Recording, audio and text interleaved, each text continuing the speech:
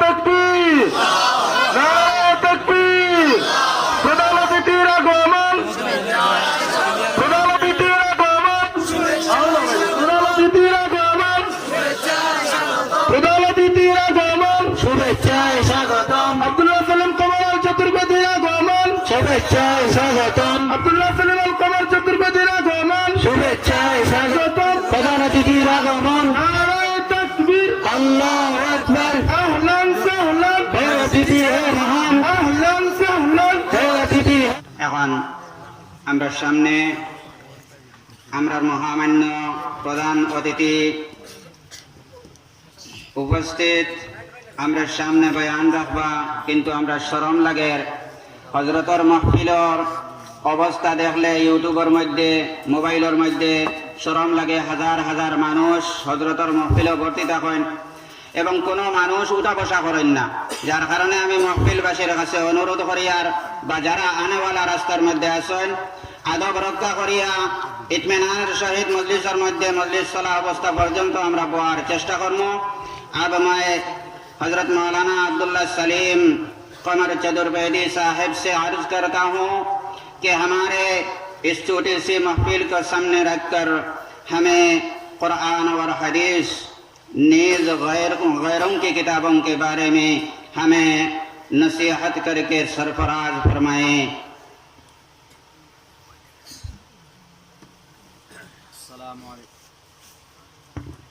السلام عليكم ورحمة الله وبركاته. إن الحمد لله نحمده ونستعينه ونستغفره ونؤمن به ونتوكل عليه ونعوذ بالله من شرور أنفسنا ومن سيئات أعمالنا.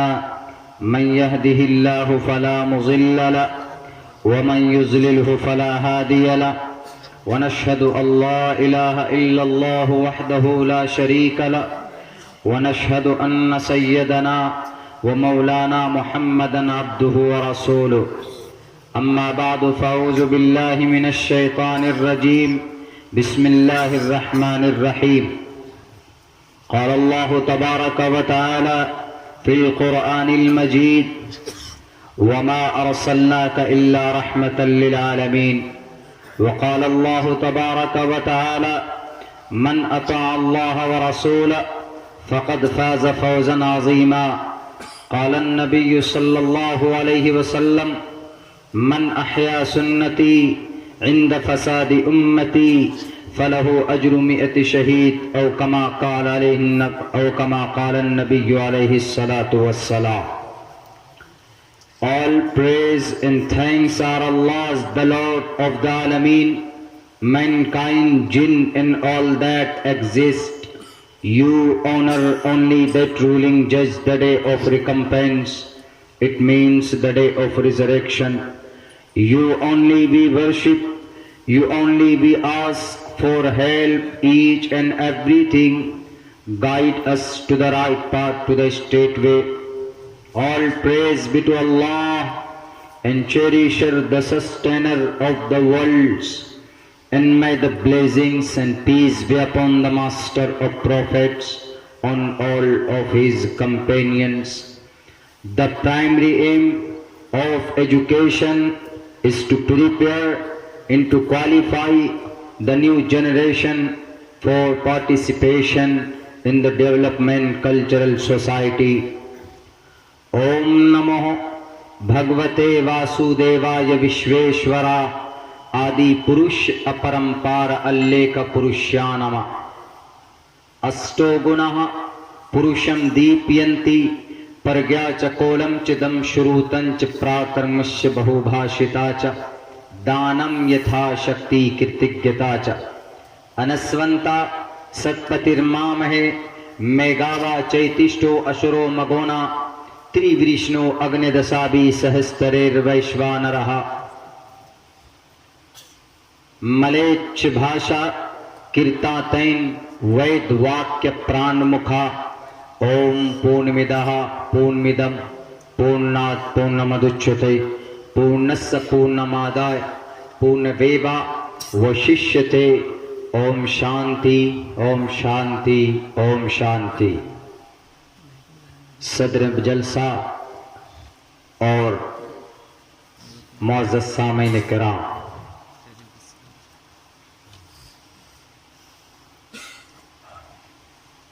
اللہ تبارک و تعالی کا بہت بڑا ہم لوگوں پر احسان اور کرم ہے کہ اللہ تبارک و تعالی نے ہم لوگوں کو بہت ہی قیمتی دولت سے نوازا۔ اللہ کے خزانے میں اللہ تبارک و تعالی کے پاس اس سے بڑی قیمتی دولت، اس سے بڑا سرمایہ اور کوئی نہیں ہے جو اللہ نے ہمیں عطا کیا۔ وہ کون سی دولت ہے اور وہ کون سی چیز ہے جو اللہ کے خزانے میں بہت اہم اور بہت قیمتی ہے، انمول ہے؟ وہ دولت ایمان کی دولت ہے۔ اللہ کے خزانے میں اس سے بڑی دولت اور کوئی دولت نہیں، اس سے بڑا قیمتی خزانہ اللہ تبارک و تعالیٰ کے پاس اور کوئی نہیں ہے۔ اس لیے کہ آپ کو اگر جنت چاہیے، جس کسی کو بھی جنت جانا ہو تو سب سے پہلے اس کا مومن ہونا بہت ضروری ہے۔ ایک اللہ پر ایمان اور آستھا رکھنا بہت ضروری ہے۔ عملی اعتبار سے اگرچہ وہ حقوق اللہ کے اندر کمی کوتاہی کرتا ہے، نماز روزہ حج زکوٰۃ میں کمی کرتا ہے، سستی کاہلی کرتا ہے، وہ ایک الگ بات ہے کہ اللہ تبارک و تعالی ہو سکتا ہے کہ اس کی گرفت فرما لے، یا ایسا بھی ہو سکتا ہے کہ اللہ اس کو معاف کر دے۔ وہ اللہ کا معاملہ ہے۔ لیکن اگر وہ مومن ہے، اللہ کی ذات پر، اس کی وحدانیت پر ایمان رکھتا ہے، تو نبی پاک علیہ السلام کا فرمان بھی ہے کہ وہ انسان ضرور جنت میں جائے گا۔ من قال لا الہ الا اللہ دخل الجنہ، وہ جنت میں ضرور داخل ہوگا۔ میرے بھائیوں، میرے ساتھیوں اور محترم مسلمانان کرام، بہت ہی خوشی کی بڑی بات ہے ہم سب کے کہ اللہ تبارک و تعالی نے ہم تمام مسلمانوں کے پاس ایک اللہ کی عبادت کے، نبی پاک علیہ السلام کو پہچاننے کے اللہ تبارک و تعالی نے ایک نظام، ایک سسٹم اور ایک میتھڈ دیا ہے ہم لوگوں کو، جو کسی اور دھرم کے پاس نہیں ہے۔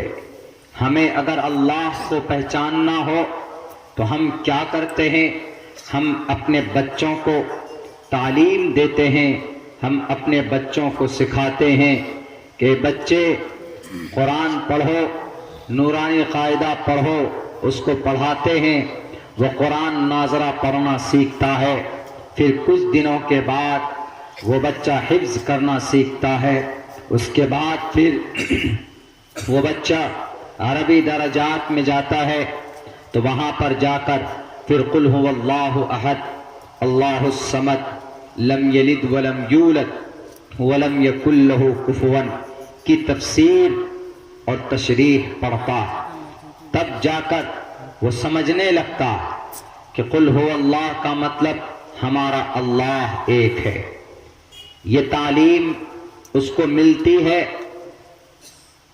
ہم اپنے اللہ کو، اپنے دین کو سمجھتے ہیں، تعلیم کے میدان میں جا کر اپنے دھارمک گرنتھوں کو پڑھ کر اپنے شریعت کی باتوں کو جب ہم اپنے اساتذہ کرام سے ان کی زبان سے سنتے ہیں تو ہمیں اپنے دین، اپنی شریعت اور اپنے اللہ کے بارے میں ہمیں پتہ چلتا کہ ہمارا اللہ کون ہے۔ اگر ہماری یہ شریعت نہیں ہوتی، اگر ہمارے پاس ہماری کتاب، آخری کتاب اگر قرآن نہیں ہوتا تو یقیناً اس میں کوئی شک نہیں ہے کہ ہم اللہ کی وحدانیت کو ہم نہیں پہچان پاتے۔ کیوں؟ اس لیے کہ ہمارے بیچ اس بھارت کی دھرتی پر ایک بہت بڑی تعداد گوتم بدھ سدھارتھ کو ماننے والے لوگوں کی، آپ پوچھئے کہ تم گوتم بدھ سدھارتھ کو کیا مانتے ہو، وہ کہیں گے کہ ہم ان کو پرماتما مانتے، حالانکہ وہ ایک انسان تھے، وہ ایک راجا کا ایک پرنس تھا، ایک شہزادے تھے۔ وہ جب ایک شہزادہ ہے، جب وہ ایک انسان ہے تو انسان کسی بھی قیمت پر وہ خدا نہیں ہو سکتا، وہ پرماتما نہیں ہو سکتا، وہ مہا پروش ہو سکتا، وہ مہا آتما ہو سکتا، لیکن وہ خدا نہیں بن سکتا۔ مگر وہ لوگ گوتم بدھ سدھارتھ کو اپنا خدا مانتے ہیں۔ کیوں؟ کیونکہ ان کے پاس جو گرنتھ ہے، آواستھا اور دساتیر، ان کے اندر صحیح ایشور اللہ کے بارے میں کوئی اچھی بات لکھی ہی بھی نہیں۔ آپ مہاویر جین سوامی جینی لوگوں کو جب آپ پوچھیں گے کہ تمہارا خدا کون ہے تو وہ کہے گا کہ مہاویر جین ہم لوگوں کا سوامی ہے، ہم لوگوں کا پرماتما ہے، ہم لوگوں کا ایشور ہے، ہم لوگوں کا اللہ ہے۔ حالانکہ مہاویر جین سوامی وہ ایک انسان تھے، وہ ایک منشیہ تھے۔ ایک منشیہ، ایک انسان خدا کیسے بن سکتا؟ وہ پرماتما کیسے بن سکتا؟ ہاں، وہ مہان منشیہ ہو سکتا، وہ بڑا رشی ہو سکتا، وہ بڑا اپنے سماج کا مکھیا ہو سکتا، وہ اپنے سماج کا سردار ہو سکتا، وہ اپنے سماج کا لیڈر ہو سکتا، لیکن وہ سرو شکتیمان دیو مہان نہیں ہو سکتا، وہ شیء قدیر نہیں ہو سکتا، علی کل شیء قدیر نہیں ہو سکتا۔ تو ان سے پوچھئے، کہاں سے پوچھیں گے وہ کہاں سے تعلیم حاصل کریں گے؟ ان کے پاس جو ان کی گرنتھ ہے، ان کی جو کتاب ہے، ان کی کتاب کے اندر یہ باتیں بتائی ہی نہیں گئی ہے کہ ان کا پرماتما، ان کا خدا کون۔ اور آپ آگے قدم بڑھائیں تو آپ کو پتا چلے گا، یہودیوں سے پوچھئے کہ تمہارا خدا کون ہے، وہ تو کہے گا کہ ہمارا خدا اللہ ہے، ہمارا گاڈ اللہ ہے، لیکن غلطی کرتے ہیں، وہ اپنے توریت کو سمجھنے میں چوک کرتے ہیں۔ بہت بڑی خیانت انہوں نے کی۔ ان کے جو بڑے بڑے قوم کے پڑھانے والے، ان کے قوم کے علماء نے ان کی کتابوں کے اندر خود سے تبدیلی کی، احکامات بدل دیے، اپنی مرضی کا آرڈر، اپنے مرضی کا حکم ان کے اندر داخل کر دیا، جس کی بنیاد پر یہودی دھرم، حضرت موسیٰ کے ماننے والے کو یہودی کہا جاتا، تو انہوں نے یہ کہنا شروع کر دیا، وقالت الیہود عزیر ابن اللہ، وہ کہنے لگے یہودی لوگ کہ حضرت عزیر علیہ السلام وہ اللہ کے بیٹے، حالانکہ ایسا نہیں ہے، کیونکہ اللہ نے قرآن میں کہا ہے لم یلد ولم یولد، اللہ کسی کا بیٹا نہیں اور اس کا کوئی بیٹا نہیں ہے۔ تو یہودیوں کے اندر یہ غلطی اور یہ غلط عقیدہ ان کے بیچ آ گیا. کیوں آیا؟ کیونکہ ان کے پاس جو ان کا گرنتھ تھا، ان کے پاس جو ان کی شاستر اور کتاب تھی، ان کو صحیح طریقے پر ان کے علماء نے ان کو نہیں بتایا. ان کے علماء نے خیانت کی، اپنے گرنتھوں کے اندر تبدیلی کی. Therefore, they are going to the very, very wrong way. وہ غلط راستے پر وہ بھی جا رہے ہیں. جیزس کو ماننے والے کرسچنٹیز، نصارہ، حضرت عیسیٰ کو ماننے والے، جن کو انجیل اللہ تبارک و تعالیٰ نے عطا فرمایا، ان کے بھی چرچ اور کلیساؤں میں بیٹھ کر ان کے راہب اور ان کے قوم کے علماء نے ان کے اندر تحریف کی، ان کے اندر تبدیلی کی، اپنے من سے احکامات اس میں نافذ کیے، اپنے من سے انجیل کو الگ الگ حصوں میں بانٹ دیا، اور انہوں نے 3 خدا کا تصور گھڑ لیا. کرسچن میں 3 فرقے، کیتھولک، آرتھوڈکس، سلطانیہ، 3 فرقے کرسچن.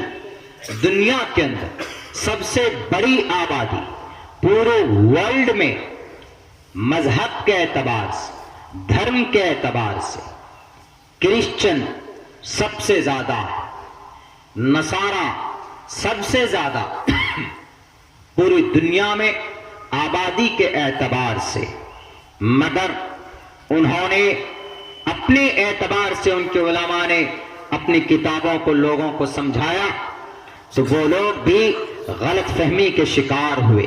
کچھ لوگوں نے کہا کہ حضرت عیسیٰ اللہ کے بیٹے، کچھ لوگوں نے کہا کہ حضرت مریم ان کی اہلیہ محترمہ، کچھ لوگوں نے کچھ کہا، کچھ لوگوں نے کچھ کہا، بٹ وہ بھی غیر المغضوب علیہم ولا الضالین کے مصداق ہوئے.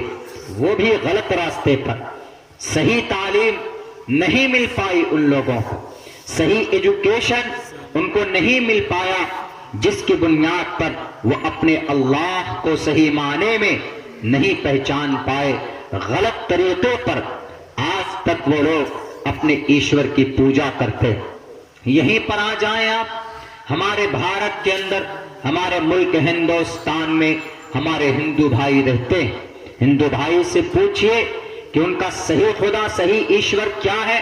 وہ کہے گا ضرور ہے ایک، اوم نمو بھگوتی اوم نمو. ہم اسی آکار مکار سکار کا نمو کرتے ہیں، پوجا کرتے ہیں. لیکن یہ جانتے ہیں، مانتے نہیں ہیں، کرتے کچھ اور ہے. پھر کیوں؟ کیونکہ ان کے جو گرنتھ ہے، اس گرنتھ کے اندر ایک ایشور، ایک بھگوان کا جو کانسیپٹ ہے وہ نہیں بتایا گیا. جیسے ہم اپنے بچوں کو نورانی قاعدہ پڑھاتے ہیں، کیوں؟ تاکہ قرآن پڑھنا سیکھے، قرآن کریم حفظ و ناظرہ کراتے ہیں. اس کے بعد پھر ہم عربی درجات میں بچوں کو ڈالتے ہیں. عربی جب بچے پڑھ لیتے ہیں، فارسی عربی اول، عربی دوم، سوم، چہارم، پنجم، ششم، ہفتم، دورہ، اسی لیے پڑھاتے ہیں. نحو اور صرف یہ اس لیے ہم اپنے بچوں کو پڑھاتے ہیں تاکہ وہ قرآن کریم کے قواعد کو، قرآن کریم کی تفاسیر کو بڑی آسانی سے سمجھ سکے.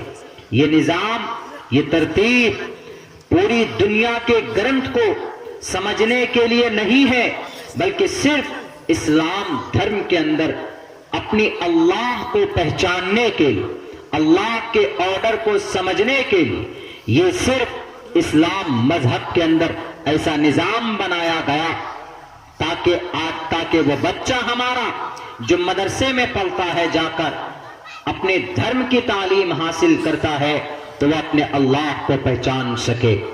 میرے بھائیوں، آپ کے سامنے میں نے ساری باتیں کلیئر کی. اگر ہمارے بچے کو ہم قرآن کی تعلیم نہیں دیں گے، ہمارے بچے کو اپنے مذہب کی تعلیم نہیں دیں گے، ہمارے بچے کو عربی تعلیم نہیں دیں گے، نحو صرف نہیں پڑھائیں گے، احادیث کی تعلیم نہیں دیں گے، تو پھر ہمارا بچہ، ہمارے بچے کے عقیدے کے اندر، ان کے کانسیپٹ کے اندر غلطی پیدا ہوگی، खामियां पैदा होंगी, बल्कि वो फसाद पैदा होगा और वो सच्चा मोमिन नहीं हो सकता।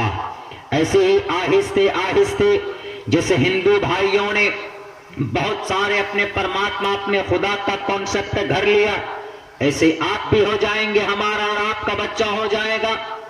फिर इसीलिए गनीमत जानिए, हमारे उलमाए किराम मदारिस के अंदर बैठकर 5,000 6,000 रुपए तनख्वाह लेकर हमारे बच्चे को सही तालीम देते हैं।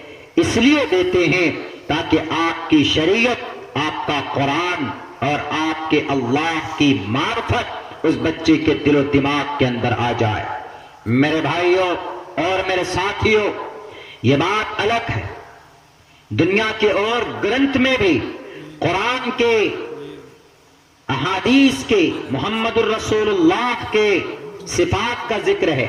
मैंने अभी आपके सामने पढ़कर एक श्लोक मैंने पढ़ा, अष्टो गुणः पुरुषम दीपयन्ति प्रज्ञा चकोलंच दम शुरुतंच प्राकर्मश्य बहुभाषिता च। मोहम्मदुर रसूलुल्लाह के 8 गुण को, विशेषताएं, इनकी सिफत को, आप अलैहिस्सलाम के 8 सिफात को इस श्लोक के अंदर बयान किया गया।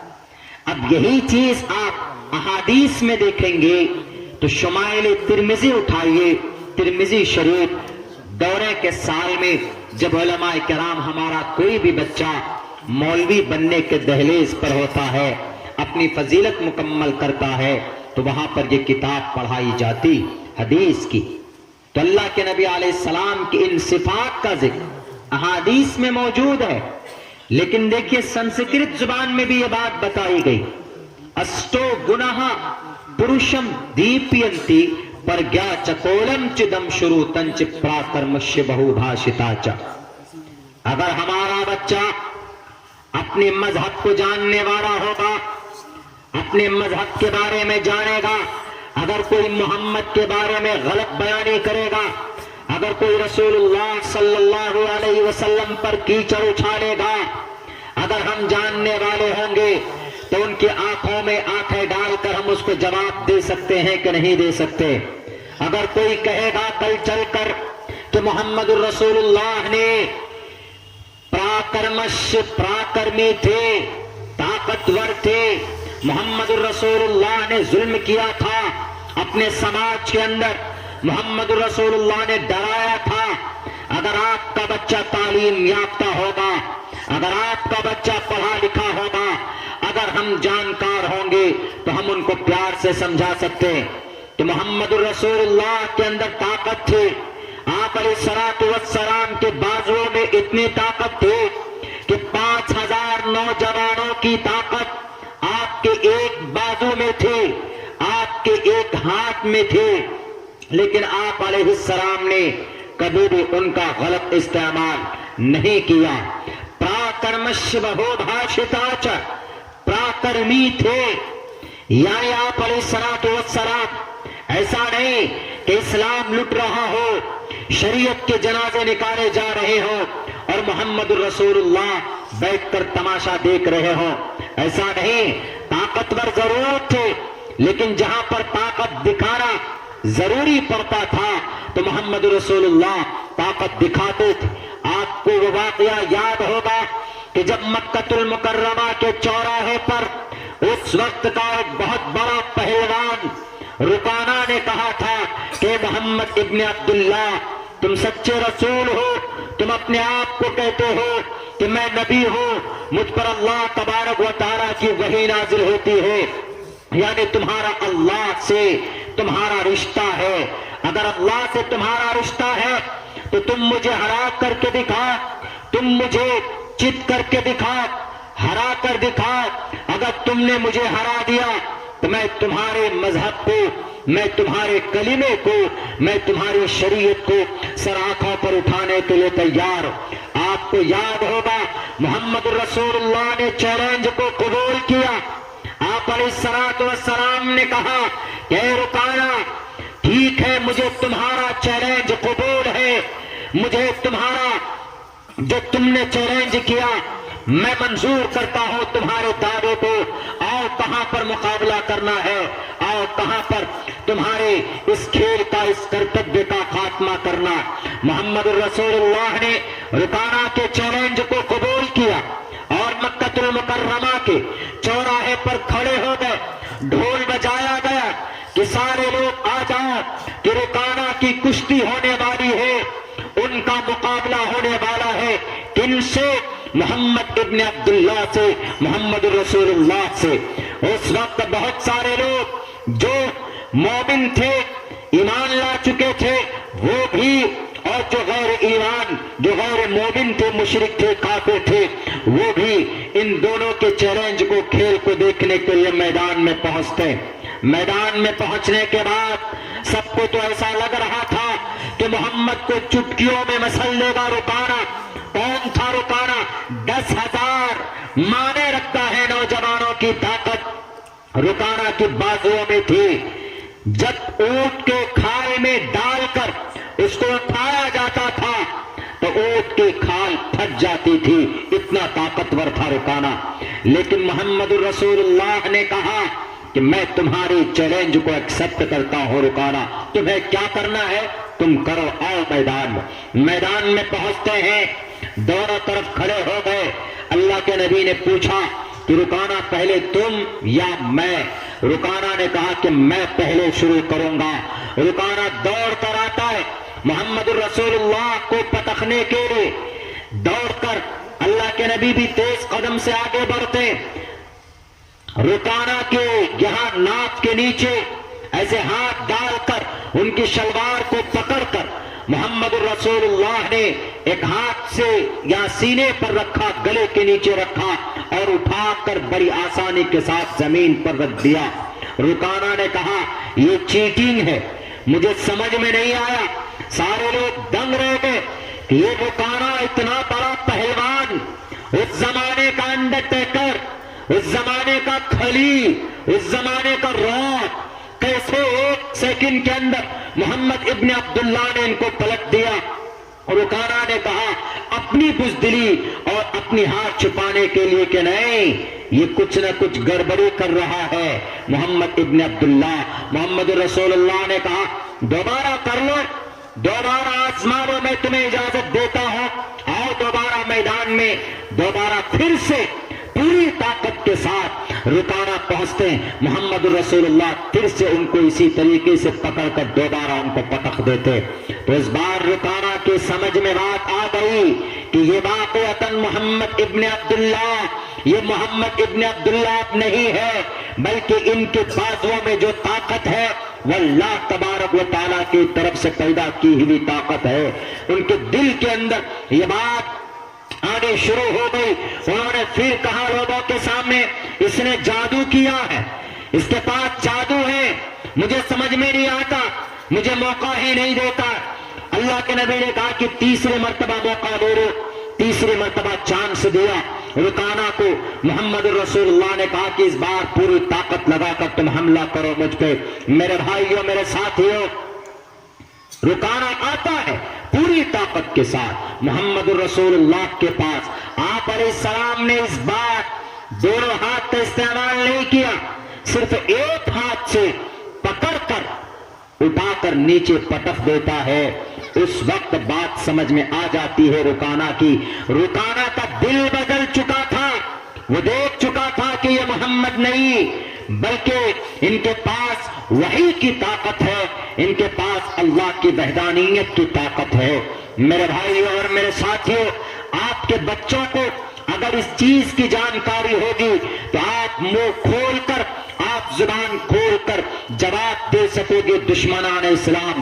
آپ جس بستی میں, آپ جس ملک میں بستے, یہ ملک ایسے لوگوں کے ہاتھوں میں جا چکا, ایسے گنڈوں کے ہاتھوں میں جا چکا, ایسے لڑاکو فسادی لوگوں کے ہاتھوں میں دے چکے ہیں. جو کرسی پر بیٹھے ہیں وہ نہیں چلا رہے, پتہ نہیں کیسے کیسے فرقہ پرست لوگوں کے ہاتھوں میں یہ دیش چلا گیا ہے, جو اس دیش کی گنگا جمنی تہذیب کو بدنام کرنا چاہتے ہیں, جو مسجد مندر کے میناروں توڑ کر اپنی سیاسی روٹیاں سینکنا چاہتے ہیں. اگر آپ کا بچہ پڑھا لکھا ہوگا تو آپ کا बच्चा दो टोक लफ्जों में बात करेगा कि मजहब इस्लाम के नाम पर, कलीमे के नाम पर, अल्लाह के नाम पर, मोहम्मद के नाम पर किसी भी इंसान को न पीटा जाए, न मारा जाए, अगर आपका बच्चा पढ़ा लिखा होगा तो जवाब दे पाएगा। मेरे भाइयों, रुकाना ने फौरन कहा कि मोहम्मद इब्न अब्दुल्लाह, मैं तुम्हारे धर्म को स्वीकार करता हूं, मैं तुम्हारे मजहब को कबूल करता हूं। बताओ उन लोगों से जो लोग बोलते हैं कि मोहम्मद ने अपनी बाजुओं की ताकत दिखाकर ला इलाहा इल्लल्लाह मुहम्मद रसूलुल्लाह पढ़ने पर मजबूर किया था। कौन बताएगा? वही बताएगा जो जानकार होगा। आपके समाज में अगर पढ़ा लिखा तबका है तो आप बुराई को मात दे सकते, अगर नहीं है अपने बच्चे फिर शराब पिए, आपके बच्चे फिर बेराह रो हो जाए। और मुझे पता चला है कि आपके आसाम के अंदर शराब पर पाबंदी नहीं, हमारे इलाके में तो पाबंदी है, लेकिन आपके आसाम में शराब पर पाबंदी नहीं। जब बच्चा तालीम याफ्ता नहीं होगा तो बच्चा शराब पिएगा और फिर वो बच्चा हमारी समाज की बहू बेटियों की इज्जत और आबरू को लूटने की कोशिश करेगा। और फिर वो बच्चा क्या होगा? कमजोर होगा, बुज़दिल होगा। उसको कुछ रुपए देकर कोई भी खरीद सकता, अपने काम करवा सकता। समाज की तरक्की के लिए कौम का, नौजवानों का, जो इस कौम की, इस मिल्लत की तकदीर है, उसका तालीम याफ्ता होना जरूरी है। मैंने कल भी ये बात कही थी, आज भी फिर कह रहा हूं, हालात बहुत खराब हैं इस देश के। अगर आपको अपना अधिकार चाहिए तो आपको तालीम याफ्ता होना पड़ेगा, अपने समाज के बच्चों को पढ़ाना पड़ेगा। वरना अगर हम यही सोचते रहे कि जैसे हमारी जिंदगी कट गई ऐसे इन बच्चों की भी जिंदगी गुजर जाएगी, मेरे भाइयों जहन्नम बन जाएगी इनकी जिंदगी। आपके आसाम स्टेट के अंदर एनआरसी लागू किया गया, 1965 में एनआरसी लागू किया था। किसने लागू किया था? जिसको हम बहुत बड़ा मानते हैं, हम अपना सब कुछ उनके हवाले कर चुके थे। उन्होंने आपके इस आसाम के अंदर एनआरसी 1965 में लागू करवाया था। 5 से 5 लाख माइनॉरिटी के लोग और तकरीबन 14 से 19 लाख तक हमारे सनातन धर्मी भाई कहां पर हैं? डिटेंशन सेंटर के अंदर, डिटेंशन कैंप के अंदर। झूठ बोलने वाले झूठ बोलते, लेकिन हकीकत यही है कि 6 जगह आपके आसाम के अंदर डिटेंशन सेंटर बनाए गए। मैं उधर नहीं जाऊंगा, लेकिन मैं इसलिए आपको आगाह कर रहा हूं कि आप इन जलसों से प्रेरणा लेकर जाएं। नमाज पढ़ने के ऊपर बात होनी चाहिए। आप कहेंगे कि मौलाना अब्दुल्ला कासमी साहब, आपको दीनी बात करनी चाहिए, आपको डिटेंशन से क्या लेना देना, आपको सेंटर से क्या लेना देना, आपको एनआरसी से क्या लेना देना। हम जिस देश में रहते हैं, इस देश में 2 कानून, एक अल्लाह का कानून है और एक इस देश का कानून। दोनों कानून को जानना मेरे लिए भी जरूरी है और आपके लिए भी जरूरी है। अभी आपके मदरसे को बंद करने की बात की गई, आप बताइए कौन से हिंदुस्तान के संविधान के आर्टिकल के तहत आप रोक सकते हैं? जो मंत्री बोलता है कि प्राइवेट मदरसों को भी उसमें साइंस की तालीम दीजिए, उसमें मैथ की तालीम दीजिए, उसमें ज्योग्राफी की तालीम दीजिए, उसमें डॉक्टरेट की तालीम दीजिए, उसमें कंप्यूटर की तालीम दीजिए। क्यों कहोगे तुम जी? हम कुरान की तालीम देंगे, हम हदीस की तालीम देंगे। आप कौन होते हैं बोलने वाले? आप नहीं बोल सकते। हमारे भारत का संविधान कहता, आर्टिकल नंबर 30 उठाइए, हमारे भारत के संविधान का दफा नंबर 30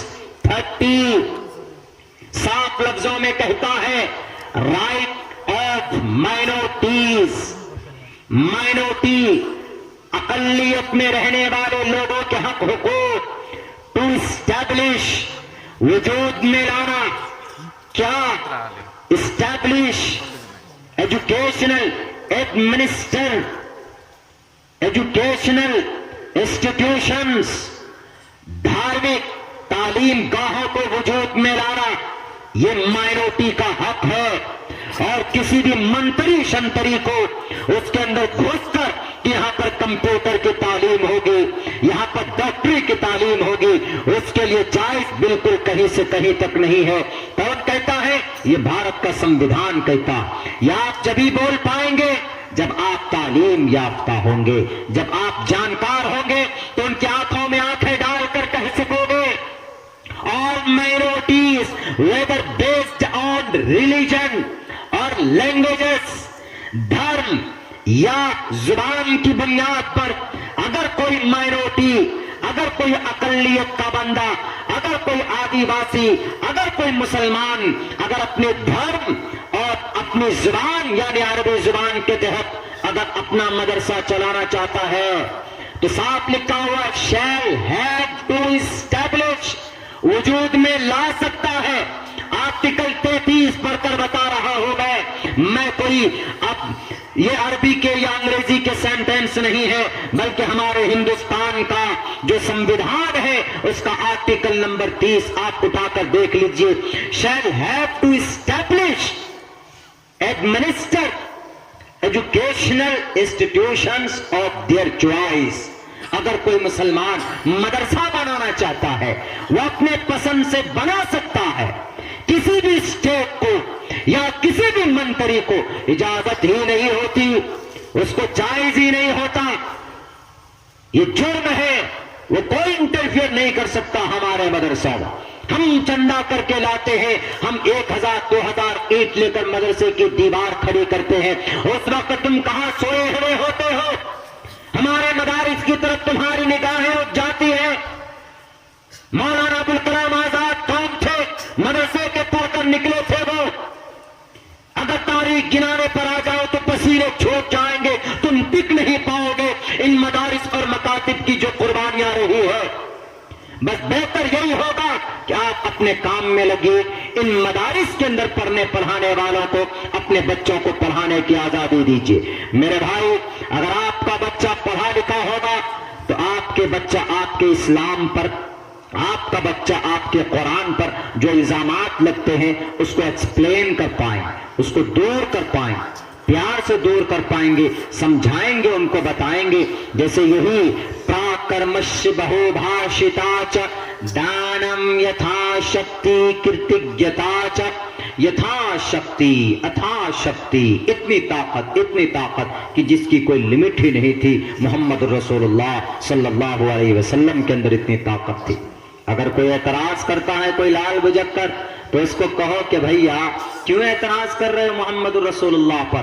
طاقتور ضرور تھے محمد ابن عبداللہ محمد الرسول اللہ, لیکن آپ نے اپنی طاقت کا غلط استعمال نہیں کیا. پوری دنیا جانتی ہے نہیں کیا. اس طرح یس پرواہی جو ودومن تو دیوردش ورشمہارتھش دیو اجہیڑتی دیوشمانا اپسپرش. گھوڑے پر بیٹھ کر نرسنگھار کریں گے دشمنوں کا. گھوڑے پر بیٹھے محمد دشمنوں کا مقابلہ کیا, لیکن سماج کے لوگوں کو بچا کر کے رکھا. بہت سے لوگ بولتے ہیں کہ یہودیوں پر آپ کا ظلم بڑھ گیا تھا. بہت سے لوگ بولتے ہیں کہ مدینے کے یہودیوں کو آپ نے ڈرایا تھا, دھمکایا تھا. بہت سے لوگ بولتے ہیں کہ محمد الرسول اللہ صلی اللہ علیہ وسلم مدینے سے مکہ گئے تھے تو آپ نے وہاں کی عورتوں کو بیوہ کیا. بہت سے لوگ بولتے ہیں کہ محمد نے 11 شادی کیوں کی؟ یاد ہے کیوں کی؟ پہلی شادی آپ نے کب کی؟ پوچھئے انہی لوگوں سے جو اعتراض کرتے ہیں. ہم اگر پڑھے لکھے ہوں گے, ہم اگر میٹرک کیے ہوئے ہوں گے, ہم نے اگر سیرت پڑھا ہوا ہوگا, اگر ہم نے قرآن پڑھا ہوا ہوگا, اگر ہم نے حدیث پڑھی ہوئی ہوگی تو ہم کہیں گے کہ محمد رسول اللہ نے 11 شادیاں کی. 11 میں سے 9 شادی, 9 بیوی بیک وقت آپ کے نکاح میں تھی. ان میں سے 2-3 بیویاں مطلقہ تھی. 2 بیوی کسی نے بادشاہ نے, کسی سردار نے آزاد کیا تھا, اور پھر اس کے بعد بیوہ ہو چکی تھی. سب سے پہلی بیوی آپ کی حضرت خدیجہ الکبریٰ رضی اللہ تعالی عنہا, اماں خدیجہ. بتائیے عمر کیا ہے؟ 40 سال. ادھر محمد رسول اللہ کی عمر کیا ہے؟ 25 years old completely. ہے ایسا کوئی نوجوان جو 25 سال کا ینگ ہو اور 40 سال کی عورت سے شادی کرنے کے لیے تیار؟ کوئی مائے کا لال تیار نہیں ہوگا. کہے گا کہ ہم young blood, I am look like Salman Khan, اور ہم شادی کریں گے کہ 40 سال کی عورت سے؟ نہیں نہیں، میری جوانی ختم ہو جائے گی. قربان جاؤ نبی پر. نکاح کا پیغام آتا ہے خدیجۃ الکبریٰ کی طرف سے. اللہ کے نبی کے چچا خواجہ ابو طالب کہتے ہیں کہ ایکسپٹڈ، قابل قبول ہے. نکاح پڑھا دیا جاتا. صرف یہ نہیں کہ 24-25 سال کی عمر میں نکاح کر کے اگلے 5 سال میں پھر محمد رسول اللہ نے دوسری کر لی، یا 10 سال کے بعد یا 15 سال کے بعد آپ نے دوسری کر لی. نہیں، بلکہ محمد رسول اللہ نے 25 سال نہیں بلکہ پوری جوانی 50 سال تک آپ علیہ الصلوۃ والسلام نے خدیجۃ الکبریٰ کے ساتھ اپنی پوری جوانی آپ نے بتا دی. لاؤ دنیا والوں ایسی مثال ہے کوئی ماں کا لال جو اپنی جوانی، پوری جوانی ایمانداری کے ساتھ ایک عورت کے ساتھ گزار دی ہو؟ محمد پر اعتراض کرنے والوں، فرانس کے اندر لبرل کمیونزم مائنڈ رکھنے والوں، محمد کے پیروں کے دھول کے برابر تم نہیں ہو سکتے. محمد رسول اللہ کے ہر کام پر، ہر فعل پر کوئی نہ کوئی حکمت ہوتی تھی، مسئلے کا سمادھان ہوتا تھا. یہ بات ہم کب بتا پائیں گے؟ فرانس کے کسی بھی آدمی کو لے کر آ جائیں، محمد رسول اللہ کے دشمنان جتنے بھی ہیں دنیا میں لا کر سامنے کھڑا کر دیا جائے. میرے اساتذہ تو دور کی بات ہے، میں ایک ادنا سا طالب علم عبداللہ صالح، میں انشاءاللہ ہر ایک دشمنان رسول کا، دشمنان اسلام کا جواب دینے کے لیے تیار. اگر کوئی کہے گا کہ محمد رسول اللہ نے اپنی ہوس پوری کرنے کے لیے، اپنی خواہشات پوری کرنے کے لیے 11 شادیاں کی تھی، یا محمد رسول اللہ نے خدیجہ سے نکاح کیا تھا، ان کے پاس دولت بہت تھی، تو میں اس کو جواب دوں گا کہ اگر نبی کو دولت کی تمنا ہوتی تو عتبہ، شیبہ، ولید، حنظلہ، مغیرہ نے کہا تھا کہ محمد نیا دین کیوں لا رہے ہو؟ تم کو دولت چاہیے، تم کو پیسے چاہیے، عرب کے خزانوں کی تمام تر چابیاں تیرے قدموں پر لا کر رکھتا ہو، لیکن تم اسلام کا تبلیغ مت کرو. اگر محمد کو خوبصورت بیوی چاہیے تھے تو عتبہ، شیبہ نے کہا تھا کہ محمد ابن عبداللہ تم اپنے مشن کو روک لو. عرب کے تمام، پورے عرب کنٹری کے اندر جو سب سے بہترین خوبصورت عورت ہوگی وہ تمہارے قدموں پر لا کر رکھنے کے لیے ہم تیار ہیں، لیکن تم اپنے مشن سے رک جاؤ، قدم روک لو. اس کے بعد پھر اور آگے بڑھ کر کے کہا کہ اے محمد، اگر تم کو اگر ہوم منسٹر بننا ہے، تم کو قانون ہی پاس کرنا ہے لوگوں کے اوپر ظلم زیادتی کرنے کے لیے، تو ہم جتنے بھی یہ ترم خاں ہیں، ہم جتنے بھی یہ عتبہ، شیبہ، ولید، حنظلہ، مغیرہ، ہم جتنے بھی گرو گنٹال ہیں، ہم تمہارے قدموں میں جھکتے ہیں، تم کو ہم کرسی پر بٹھاتے ہیں، لیکن شرط یہ ہے کہ تم کلمے کی تبلیغ مت کرو. تو پتہ ہے جواب کیا تھا؟ دولت کا الزام لگانے والے محمد پر ہم جواب دے رہے، چونکہ I know completely about God Prophet Muhammad صلی اللہ علیہ وسلم. آپ بھی جانتے ہوں گے، جو جانکار ہے وہ جواب دے سکتا ہے، اسی لیے ان پڑھ اور گوار آدمی کے ماتھے، دل و دماغ سے ان کا بھوسا صاف کرنے کے لیے آپ کا تعلیم یافتہ ہونا ضروری ہے. اسلام کے اوپر بدنما داغ لگانے والے، ان کے اوپر الزام اور بہتان لگانے والے اگر کوئی بندہ کھڑا ہوتا ہے تو صحیح طریقے پر اس کا جواب دینے کے لیے آپ کے قوم کے بچے کا تعلیم یافتہ ہونا ضروری. تو اللہ کے نبی نے کیا کہا؟ اللہ کے نبی نے کہا کہ ابو جہل، یہ تو اتنی چھوٹی سی آفر ہے، ارے تم چاند کو لے آؤ زمین پر، آسمان سے سورج کو توڑ کر لے آؤ، میرے ایک ہاتھ میں چاند کر رکھو، دوسرے ہاتھ پہ سورج کو لا کر رکھ دو، اور تب بھی تم کہو کہ محمد یہ کام تم مت کرو، یہ تم کلمے کی تبلیغ مت کرو، نیا دین مت پھیلاؤ. تو میں اس وقت بھی تمہارے چاند اور سورج کو ٹھکرا دوں گا، لیکن میں اس کام سے باز نہیں آ سکتا جس کام کے لیے مجھے میرے اللہ نے نبی اور رسول بنا کر بھیجا۔ یہ جواب ہم کب دے پائیں گے؟ اور آج کے ڈیٹ میں، آج کے تاریخ میں آپ کا تعلیم یافتہ ہونا اس لیے ضروری ہے چونکہ ہم ایسی قوم ہے جو تشدد کو ہم لوگ پسند نہیں کرتے۔ محمد الرسول اللہ نے تشدد کو پسند نہیں کیا۔ یہ اس کے اندر باتیں کہی گئی، اسٹو گناہ 8 صفت، اسٹو گناہ پروشم دیپینتی۔ ایسے پروش تھے کہ بہت زیادہ ڈیپ سوچا کرتے تھے، یعنی متفکر رہتے تھے قوم کے۔ دیپینتی پرگیا چکولمچ دم شروتنچ پراکرمش بہو بھاشتاچ دانم یتھا شکتی، دانی بھی تھے محمد، خود بھوکے رہتے تھے، دوسروں کو کھلاتے تھے۔ آپ علیہ السلام جو کچھ بھی آ گیا گھر میں، عائشہ کیا ہے؟ فلاں فلاں چیز، وہ آیا ہے اس کو دے دو، خود فاقے پہ فاقہ کرتے تھے۔ دانم یتھا شکتی کرتگیتا چ۔ اٹھاؤ میرے بھائیوں، بھارت کے ہمارے سناتن دھرمی بھائیوں، قرآن پر، حدیث پر، نبوت پر، رسالت پر اعتراض کرنے سے پہلے ان گرنتھوں کو اٹھا کر دیکھ لیا جائے۔ جتنے بھی لوگ ہیں جو کرٹیسائز کرتے ہیں قرآن پر، شریعت پر، حدیث پر، میرا کبھی کبھی من کرتا ہے کہ ان لوگوں کو جمع کر کے میں ان لوگوں کے سامنے ایک طرف سے پڑھنا شروع کروں، ایک طرف سے پڑھنا شروع کروں۔ ہم نے کہا کہ اگر کوئی، ابھی ہم نے ایک منتر پڑھا تھا، اوم نمو بھگوتے واسودیوائے وشویشورا آدی پروش اپرمپار اللیک پروشیا نمہ۔ اوم نمو، اس کے اوپر کسی بھی انسان نے، پرانے ویکتی نے، آدی پروش اپرمپار اللیک پروشیا نمہ۔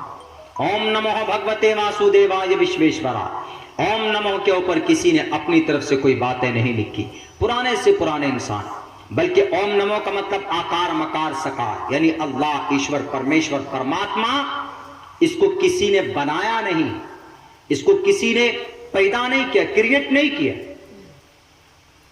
مہان ویکتی ہو کچھ بھی ہو، اس کی تعریف کر سکتا، لکھ نہیں سکتا۔ صاف لفظوں میں یہ بات کہی جاتی ہے، تشدد کے بازار چاروں طرف گرم ہیں، لیکن ہم تشدد سے تشدد کو نہیں مٹائیں۔ ہم جہالت کو تعلیم سے، ہم اندھیرے کو توڑیں گے انشاءاللہ گرو بن کر۔ اگر کوئی آدمی کہتا ہے کہ تم اپنے مکتب میں سائنس داخل کرو، ہم کہیں گے کہ ہم کو نہیں چاہیے۔ تم سے زیادہ بڑا سائنسداں حضرت مولانا مفتی حفظ الرحمان سیوہاروی رحمت اللہ علیہ، ہمیں ان سے بڑا سائنسداں نہیں چاہیے۔ اگر کوئی کہے گا کہ ہم تمہارے مدرسوں سے سیاسی لیڈر دیکھنا چاہتے ہیں، تو ہم کہیں گے کہ اپنے گھر میں گھسا کر رکھو یہ سیاست تم، اس لیے کہ مولانا عبید اللہ سندھی رحمت اللہ علیہ جیسا سیاسی لیڈر ہمیں ہمارے پلیٹ فارم پر ہمیں ملتا۔ فدائے ملت مولانا اسعد مدنی رحمت اللہ علیہ جیسے دور اندیش قائد، ان کی زندگی ہمارے بیچ موجود ہے۔ ہمیں تم جیسے کرپٹ غداروں کی رہنمائی ہم کو نہیں چاہیے۔ پتا ہے مولانا حفظ الرحمان سیوہاروی نے کیا کہا تھا؟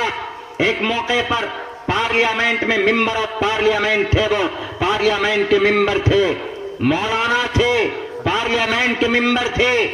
یہ نہیں کہیے گا کہ مولانا صاحب ایم پی کیسے بن گئے۔ مولانا صاحب جب مولانا بن سکتے ہیں، مولانا صاحب جب قوم کے ترجمان بن سکتے ہیں، تو ایم پی کون سی بڑی بات ہے؟ پوری دنیا کی بادشاہت، پوری دنیا کو چلانے کی طاقت اور قدرت اللہ تبارک و تعالیٰ ایک عالم دین کے اندر دیتا۔ حضرت عمر فاروق رضی اللہ تعالیٰ عنہ 22 لاکھ مربع میل کے اندر ان کی حکومت تھی۔ ہم عمر فاروق کو ماننے والے ہیں۔ انہوں نے کہا تھا بھرے مجمع میں، اس سبھا کے اندر کہا تھا، ایک موقع پر کہا تھا کہ جس طریقے سے اس دھرتی پر نہرو جی کا، گاندھی جی کا، اس دھرتی پر سردار پٹیل کا جتنا حق ہے، اتنا ہی حق شیخ الاسلام مدنی رحمت اللہ حسین احمد مدنی کا بھی، اتنا ہی حق حقوق اس دھرتی کے اوپر مولانا عبید اللہ سندھی کا بھی، شیخ الہند کا بھی اتنا ہی ہے۔ اور آج کے ڈیٹ میں میں انہی کے نقش قدم پر میں ایک ادنا سا طالب علم اتنا کہتا ہوں، آپ کے آسام پر جتنا حق حقوق منسٹروں کا جو اناپ شناپ بھاشن دیتے ہیں، اتنا ہی حق حقوق یہاں پر ہمارے جو علماء کرام ہیں آسام کی دھرتی پر، ہمارے جو آس پاس کے جمعیت کے اراکین ہیں، ہمارے جو آس پاس کے امارت کے جو لوگ ہیں، ہمارے جو آس پاس کے جتنے بھی مسلم علماء کرام ہیں، ان کا بھی حق اتنا ہی ہے جتنے ان کرپٹ نیتاؤں کا ہے۔ میرے بھائیوں، آپ جب ہی بول پائیں گے جب آپ کو جانکاری ہوگی۔ اگر آپ کے مدرسے میں آئے کوئی کہے کہ پڑھاؤ سائنس، تو آپ کہہ دینا آرٹیکل 30 اٹھاؤ۔ ہندوستان کے سمویدھان کا آرٹیکل نمبر 30 کہتا ہے، صاف لفظوں میں کہتا ہے کہ right of minorities to establish, minority کے لوگ اپنے مدرسے کو قائم کرو، اور آگے یہ بھی کہا to establish institutions on their choice. اگر آپ کی مرضی ہے کہ آپ صرف نورانی قاعدہ پڑھاؤ گے تو کوئی ایم ایل اے اور ایم پی نہیں کہہ سکتا کہ تم نورانی قاعدہ کیوں پڑھا رہے ہو۔ آپ ان کو کچھ نہیں، صرف ہندوستان کا سمویدھان کھول کر دکھا دینا کہ یہ دیکھو آرٹیکل 30 میں اے لکھا ہوا، آرٹیکل 30 کا 1 نمبر پہ کیا لکھا ہوا۔ پڑھے لکھے لوگ نہیں ہوتے، پیسوں کے بلبوتے پر چلے جاتے ہیں وہ اوپر۔ میرے بھائیو، ایک ہی راستہ، میں آپ کو کل بھی میں نے بات تاکیداً وہاں پر کہی تھی، جو لوگ یہاں پر بیٹھے ہوئے ہیں آج بھی میں ان سے مخاطب کر کے دوبارہ کہتا ہوں، ایک ہی راستہ ہے جس پر میری تقریر عموماً میں نے یہ مشن طے کیا ہے، میں نے یہ سنکلپ لیا ہے کہ اتنی تعلیم پر میں بولوں گا، اتنی تعلیم پر میں بولوں گا کہ انشاءاللہ تاکہ لوگوں کو احساس ہو جائے کہ ہمارے پاس صرف اور صرف اندھکار کو دور کرنے کا، نفرت کو ختم کرنے کا ایک ہی راستہ ہے، وہ راستہ تعلیم کا، وہ راستہ ایجوکیشن کا، وہ راستہ اپنے سماج کے بچوں کو پڑھانے کا، وہ راستہ پیسوں کے اوپر اپنے بچوں، پیسوں کے ذریعے اپنے بچوں پر پیسہ خرچ کر کے ان کو تعلیم دینے کا۔ میں نے تعلیم حاصل کی ہے تو میں بول پا رہا ہوں، آپ بھی ہم سے اچھا بول سکتے ہیں جو آپ میں تعلیم یافتہ لوگ ہوں گے۔ اگر تعلیم یافتہ نہیں ہے، اگر آپ جانکار نہیں ہیں، تو آپ کو بس کے اندر پتہ ہے، بس کے اندر اپنا سا جو کنڈکٹر ہوتا جو پیسہ کھینچتا ہے، پیسہ کاٹتا، وہ بھی آپ کو ٹھگ لے گا۔ ایک تھا پڑھا لکھا، بیٹھا بس کے اندر تھا، آدھا پڑھا لکھا تھا، 2-3 کلاس تک پڑھا تھا، بس میں بیٹھا یہاں سے بدرپور جانے کے لیے، تو جو کنڈکٹر ہوتا، کنڈکٹر ہمارے یہاں کنڈکٹر ہی بولتے ہیں جو ٹکٹ کاٹتا، کنڈکٹر اس کو بولتے ہیں۔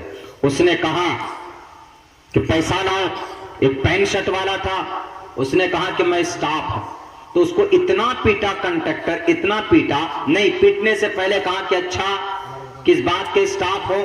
ریلوے میں اسٹاف ہو۔ اچھا ریلوے میں اسٹاف ہو، تو کنڈکٹر نے کہا کہ کنڈکٹر کا ہجے کر کے بتاؤ، کنڈکٹر کو اردو میں اس کا الگ الگ مطلب کر کے بتاؤ کیا ہے۔ تو اب وہ پڑھا لکھا ہوگا تب نا، وہ تو ویسے بول دیا تھا کہ میں اسٹاف ہوں، سوچا کہ اگر میں بول دوں گا میں اسٹاف ہوں تو مجھ سے پیسہ نہیں لے گا، لیکن کنڈکٹر جو تھا اس کا بڑا چلاک تھا، اس نے کہا کہ کنڈکٹر کے اسپیلنگ کرو یا ہجے کر کے بتاؤ کیا ہوتا ہے۔ اب وہ پڑھا لکھا ہوگا تبھی بتائے گا، تو اس کو پتا چل گیا، محسوس ہو گیا کہ یہ جھوٹ بول رہا ہے کہ میں اسٹاف ہوں، بہت مارا اس کو اتنا مارا بھی اور بس سے بھی نکال دی، بے عزتی الگ ہوئی۔ اس کے بعد آگے چلنے کے بعد ایک اور سے ملا، اس نے کہا کہ ہاں میں بھی، اس کے پاس بھی پیسہ نہیں تھا، اس نے کہا کہ میں بھی اسٹاف ہوں، میں کسی اسکول میں پڑھاتا ہوں۔ انہوں نے کہا کہ تم بھی بتاؤ کنڈکٹر کی اسپیلنگ کیا ہے، ہجے کیا ہے اس کا، تب اس سے بھی نہیں بتایا گیا، الٹا پلٹا بتانے لگا، تو اس کی بھی دھنائی ہو گئی، اس کی بھی پٹائی ہو گئی۔ اس کو بھی باہر کر دیا. اب ایک مولانا صاحب, آدھے مولانا تھے, پورے نہیں تھے, آدھے مولانا تھے, یعنی 2-3 کلاس پڑھ کر اپنی پڑھائی چھوڑ دی تھی انہوں نے. اب ان کا اندر سے دل کانپ رہا, میرے پاس بھی پیسے نہیں ہیں, تو میں بھی اگر اسٹاف بولوں گا وہ کہے گا کہ کیا کرتے ہو, کیا نام ہے تمہارا. داڑھی تھی چہرے پہ, اور ڈر لگنے لگا کہ کہیں مار کر موب لنچنگ نہ کر دے ہمارا یہ یہاں پر. اب وہ ڈرتے ڈراتے بولا کہ میں بھی اسٹاف ہوں. کہا کہ کیا نام ہے, کہا کہ محمد عمران. کہا کہ اچھا مسلمان ہو. اب اور ڈر لگنے لگا کہ بس اب تو خیریت نہیں, اب تو پٹائی شروع ہو جائے. اس کے بعد پھر دیکھیے, کہا کہ وہ 2 کا کیا حال ہوا ہے پتا ہے نا, اس لیے اگر پیسہ ہے تو دے دو, نہیں تو تم بھی کنٹیکٹر کا اسپیلنگ کرو, اس کا الگ الگ ورڈ بتاؤ, کنڈکٹر, کنٹیکٹر. تو اس نے سوچا, ہندی انگلش تو جانتا نہیں تھا بیچارہ, تو اس نے اردوے میں کہا کاف نون زبر کن, ٹے کاف زبر ٹیک, ٹیرے زبر ٹر, کنٹیکٹر. اب وہ جو کنٹیکٹر تھا وہ منہ دیکھنے لگا. وہ کہا کہ یہ کون سی زبان کا, کہا کہ میں مسلمان ہوں, یہ مسلمان زبان کا. تو ساتھ پاس میں ایک مولانا صاحب تھے, تو ان سے پوچھا کہ یہ مسلمان کا زبان کون سا, کہا اردو زبان. کہا یہ صحیح اسپیلنگ کیا اردو زبان میں. وہ مولانا صاحب نے کہا کہ ہاں ٹھیک کیا, کاف نون زبر کن, ٹے کاف زبر ٹیک, ٹیرے زبر ٹر, کنٹیکٹر. اب وہ کنٹیکٹر کنفیوژن میں پڑ گیا. اب وہ سر کھجانے لگا, اس لیے کہ اس نے کر دیا اپنی زبان میں. اس نے کہا کہ میں بھی اسٹاف ہوں, بھائی کسی مدرسے کا اسٹاف ہوں, تو مدرسے میں اردو زیادہ پڑھائے جاتے, عربی زیادہ پڑھائے جاتے. تو اب وہ بچ گیا, پڑھا لکھا تھا 2-3 کلاس تو بچ گیا, ورنہ پینٹ والا تھا, پڑھا لکھا نہیں تھا, جھوٹ بولا, 5 قلم صرف لگا لیا تھا تو کٹائی ہو گئی بڑھیا کر کے. اسی لیے اگر چاہتے ہیں ہم کہ بھئی ہم دنیا کے پریشانیوں سے بچیں, تو اپنے بچوں کو تعلیم دینا that is very very necessary and compulsory, بہت ضروری ہے. سب سے بڑا فائدہ کیا ہوگا اس تعلیم سے؟ سب سے بڑا فائدہ یہ ہوگا کہ آپ اپنے اللہ کو پہچان جائیں, آپ کی آخرت سنور جائے. اگر آپ کے سماج میں کوئی ہندو بھائی رہتا, اگر آپ کو اپنے دھرم کی تعلیم ہے, اگر آپ نے اسکول کے اندر بھی پڑھا ہے تو اسکول میں بھی سنسکرت پڑھائی جاتی, اسکول کے اندر بھی کمپیریٹیو اسٹڈیز کرائے جاتے, بتائے جاتے ہیں اس کے اندر کہ مسلمانوں کا کیا دھرم ہوتا ہے, ہندو کا کیا دھرم ہوتا ہے. بہت ساری جگہوں کے اوپر بہت سارے پروفیسر بتاتے ہیں. اگر آپ نے پڑھا ایسا تو انشاءاللہ تبارک و تعالی بھلے ہی آپ ماسٹر بن گئے ہوں, لیکن آپ کی سوچ الگ ہوگی, آپ کہیں پر رسوا نہیں ہو سکتے. اگر آپ دھارمک تعلیم حاصل کیے ہوئے ہیں, اگر کوئی ہندو بھائی سامنے میں ہے, مورکھ بنا ہوا ہے, تو آپ کہہ سکتے ہیں کہ بھائی یہ تم اتنے سارے اپنے ایک ایشور کی بھکتی کیوں نہیں کرتے. ہندو بھائیوں سے پوچھے, وہ کہے گا کہ ایکو دیوا سرو بھوتیشو گوڑا, ہمارا بھی دیو ایک ہے, پرماتما ایک ہے. جب بھائی پرماتما ایک ہے تو ایک اللہ کی, ایک ایشور کی بھکتی کیوں نہیں کرتے تم؟ وشنو کو بھی, برہما کو بھی, شیو کو بھی الگ الگ خدا مانتے ہو. تو آپ جانکار ہوں گے تو آپ کہیں گے اندرم مترم ورن مگنی ماہی رتو دیوس سسپرنو گرتمانم ایکم سدوپرا بدھا ودنتی اندنتمہ پریوشنتی. اسمبھوتی اسمبھو چیز کی پوجا نہ کرو, سورج کی پوجا نہ کرو, آپ کو اپنا دیوتا مت بناؤ, ہوا کو اپنا ایشور مت بناؤ, بلکہ یہ سب ایشور کے انڈر میں ایشور کے مخلوق ہیں, یہ ایشور کی پیدا کی ہوئی چیز ہے. All things created by one God, His name in Arabic language اللہ سبحانہ و تعالی. دنیا کی تمام چیزیں یہ کن کی پیدا کی ہوئی؟ اللہ تبارک و تعالی کی پیدا کی ہوئی. آپ جانکار ہوں گے تو بڑی آسانی سے آپ معاملے کو سلجھا سکتے ہیں. اور تعلیم ہے آپ کے بچوں میں تو آپ کے بچے کا نیچر بدل جائے, اس کا اخلاق بدل جائے, سوبھاؤ بدل جائے. آپ مہاراشٹر، کرناٹک، کیرلا چلے جائیے، گوا چلے جائیے، گوا چلے جائیے، شراب بہت پی جاتی ہے، ادھر ساؤتھ انڈیا کے اندر بہت زیادہ شراب پیتے ہیں لوگ، لیکن جب وہاں دو دشمن آپس میں جھگڑا کرتے ہیں نا، ایسا لگتا ہے کہ جیسے آپس میں بات کر رہے ہو، بیٹھ کے پیار محبت والی بات کر رہے ہیں۔ جب وہ جھگڑا کرتے ہیں، وہ لوگ جھگڑا بھی کرتے ہیں، ہم لوگ اگر کہتے ہیں اتنی چیختے ہیں کہ لگتا ہے کہ پتہ نہیں آسمان پھاڑ دیں گے۔ یعنی پڑھا لکھا آدمی جھگڑا بھی کرے گا تو سلیقے سے کرے گا، یہ نہیں کہ مرغی کا بچہ آپ نے بائک کے نیچے وہ کر دیا تو اب پورا ایک دم تھانہ پولیس ہو گیا، سر پھاڑ دیا کہ نہیں ہمارا مرغی کا بچہ، اس نے ایکسیڈنٹ کر دیا، انڈا پھوڑ دیا اس نے۔ ایسا نہیں ہونا چاہیے۔ یہ چیز کب آتی ہے؟ جب جہالت بڑی پڑی ہوتی ہے۔ اگر پڑھا لکھا طبقہ ہے تو بڑے سے بڑے میٹر کو آسانی سے سولو کر لو۔ بتا ساؤتھ میں جائیے، اگر ساؤتھ میں چلے گئے، آپ کے پیر میں اگر ٹھوکر لگ جائے تو وہاں کا آدمی خود سے جھکے گا، چومے گا ایسے کر کے، سوری سر، معاف کر دیجیے۔ یہ کلچر ہے۔ کیوں؟ پڑھا لکھا طبقہ تقریباً 75 بلکہ 85 90% لوگ ساؤتھ ایریا میں پڑھے لکھے ہوتے ہیں۔ کیرلا 98%، یعنی 100 میں سے 98 آدمی پڑھا لکھا ہوتا ہے کیرلا کا۔ ہم سیلاب کے موقع پر گئے تھے، اجنبی آدمی، لیکن ایسی مدد کی تھی انہوں نے ہماری، ہم لوگ کچھ فنڈ لے کر کے گئے تھے کہ آپ کو آشچర్య اور تعجب ہوگا کہ اتنی محبت، اتنا پیار ان لوگوں کے بیچ میں کہاں سے آیا۔ لیکن ہمارے یہی راستے میں چلے جائیے آپ، اگر آپ پتہ ہے گاڑی لے کے جا رہے ہیں تو ہارن دے رہے ہیں تو آپ ہی کٹائیے، نہیں تو آپ کہیے گا کہ بھیا راستے سے ہٹ جاؤ، تو کیا کہے گا؟ تم کو دکھتا نہیں اگر پورا راستہ خالی ہے، ہارن بجاتا ہے، الٹے آپ کو ڈانٹ لے گا۔ یہ کیوں؟ یہ چونکہ یہ دماغ، یہ مائنڈ، اس کے اندر ترقی نہیں ہوئی، اس کے اندر وہی الٹریسی، تہذیب اور اخلاق نہیں آیا۔ میرے بھائیو، یہ تمام چیزیں کہاں کی تھی؟ یہ تمام چیزیں محمد الرسول اللہ صلی اللہ علیہ وسلم کی زندگی کے اندر تھی، لیکن آج غیروں نے لے لیا۔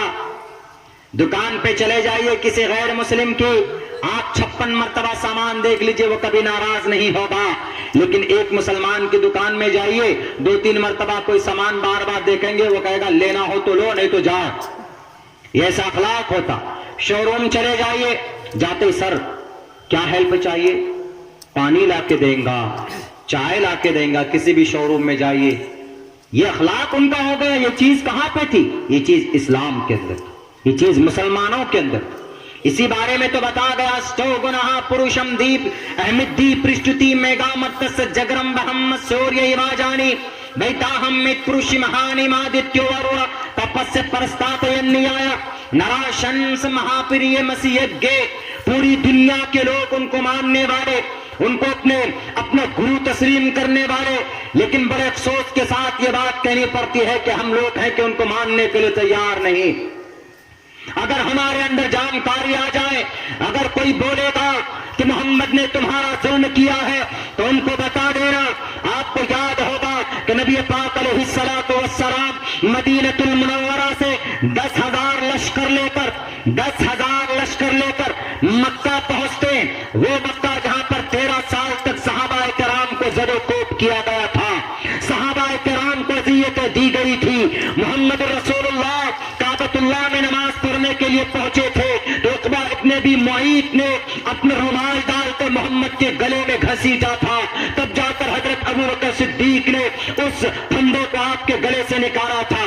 آپ کو یاد ہوگا اللہ کے نبی علیہ السلام کی 2 بیٹی کی شادی ابو لہب کے 2 بیٹوں سے تھی، لیکن ابو لہب نے کہا، جب اسلام آیا کلمے کی دعوت پیش کی محمد رسول اللہ کی بیٹی کو چھوڑنے کا، انہوں نے ابو لہب نے کہا کہ تم میرے بیٹے ہو، اگر تم مجھے باپ مانتے ہو تو محمد ابن عبداللہ کی جو 2 بیٹیاں ہیں ان کو طلاق دے دو۔ ان کو طلاق دے دی جاتی ہے۔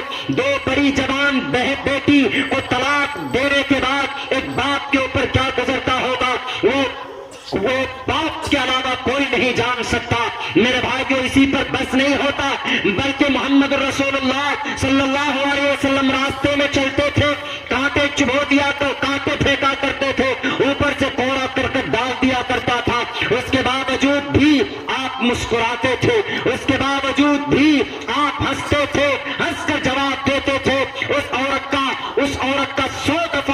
تقریروں میں سنتے ہوں گے واقعہ، ایک یہودیہ عورت تھی جو اوپر سے کوڑا کرکٹ ڈالا کرتے تھے، بیمار پڑ گئی، نبی چلے گئے گھر پر کہ آج کیوں نہیں کوڑا ڈالا، آج کیوں نہیں غلاظت ڈالی، نبی کے اس قدم پر، نبی کے اس حرکت پر، نبی کے اس فعل پر وہ عورت قربان ہو گئی، اور پتہ چلتا ہے کہ وہ کلمہ شہادت کا دیوانہ بن جاتی ہے، نبی کے قدموں پر اپنا جان رکھ کر قربان ہونے کے لیے تیار ہو جاتی ہے۔ یہ ہے اخلاق۔ فرانس والوں، اسلام پر، محمد پر اعتراض کرنے والوں، تاریخ بتاتی ہے، تم اپنے گرنتھوں کو اٹھا کر دیکھ لو، چھاپ کر کے اٹھا کر کے دیکھ لو، اسم اللام اللہ مترا کرونا تبیانی دھتا اللہ کرونو متر تیجس کامیا ہوتار مندرو مہاسرندرو مہان پیار کے بولنے والے وچرن چنا ہے نہ پرتم گتی تپلنگم چھدو میں تھیسوریہ گنن بتاہا۔ اتنی خوبصورتی تھی ان کے چہرے کے اندر، آپ علیہ السلام کے پسینے سے خوشبو نکلا کرتے تھے، صحابہ کرام پادروں کی طرح جا کر پسینے کو لیتے تھے، وضو کرتے تھے تو پانی نیچے نہیں گرنے دیتے تھے، ایسے دیوانہ اور ایسے مجنون بنے بیٹھے تھے محمد رسول اللہ کے پیچھے۔ جنگ بدر کا موقع ہے، جنگ احد کا موقع ہے، حضرت زبیر رضی اللہ تعالیٰ آپ علیہ السلام کے سامنے ایسے پکڑ لیتے ہیں، جب کفار کا حملہ ہو رہا تھا، ایسے دیوانے ایسے عاشق کہاں ملیں گے؟ بتاؤ اس دنیا کے اندر کون آیا؟ فرعون بھی آیا تھا، کوئی ایسا دیوانہ تھا فرعون کا؟ نہیں تھا۔ بتاؤ نمرود بھی آیا، نمرود کا کوئی ایسا دیوانہ ہو؟ کوئی نہیں ہے۔ بتاؤ شداد کو کوئی ایسا دیوانہ ہے؟ کوئی نہیں ہے۔ بتاؤ ابو جہل تو بہت بڑا تھا، سردار اور ہیکڑی کرنے والا تھا، مرتے وقت بھی گرو کرتا ہے، فخر کرتا ہے کہ میری گردن نیچے سے کاٹنا تاکہ میرا سر بڑا دکھے، یہ کم وقت جاہل۔ بتاؤ ابو جہل کا کوئی دیوانہ ہے؟ کوئی ابو جہل کا دیوانہ نہیں ہے، بلکہ The 100 بک کے اندر ایک کرسچن رائٹر لکھتا ہے، اس کائنات کے اندر اگر 24 گھنٹہ کسی کا دیوانہ، کسی کا نام لیا جاتا ہے تو وہ صرف ایک ہی ذات، اس کا نام محمد الرسول اللہ صلی اللہ علیہ وسلم۔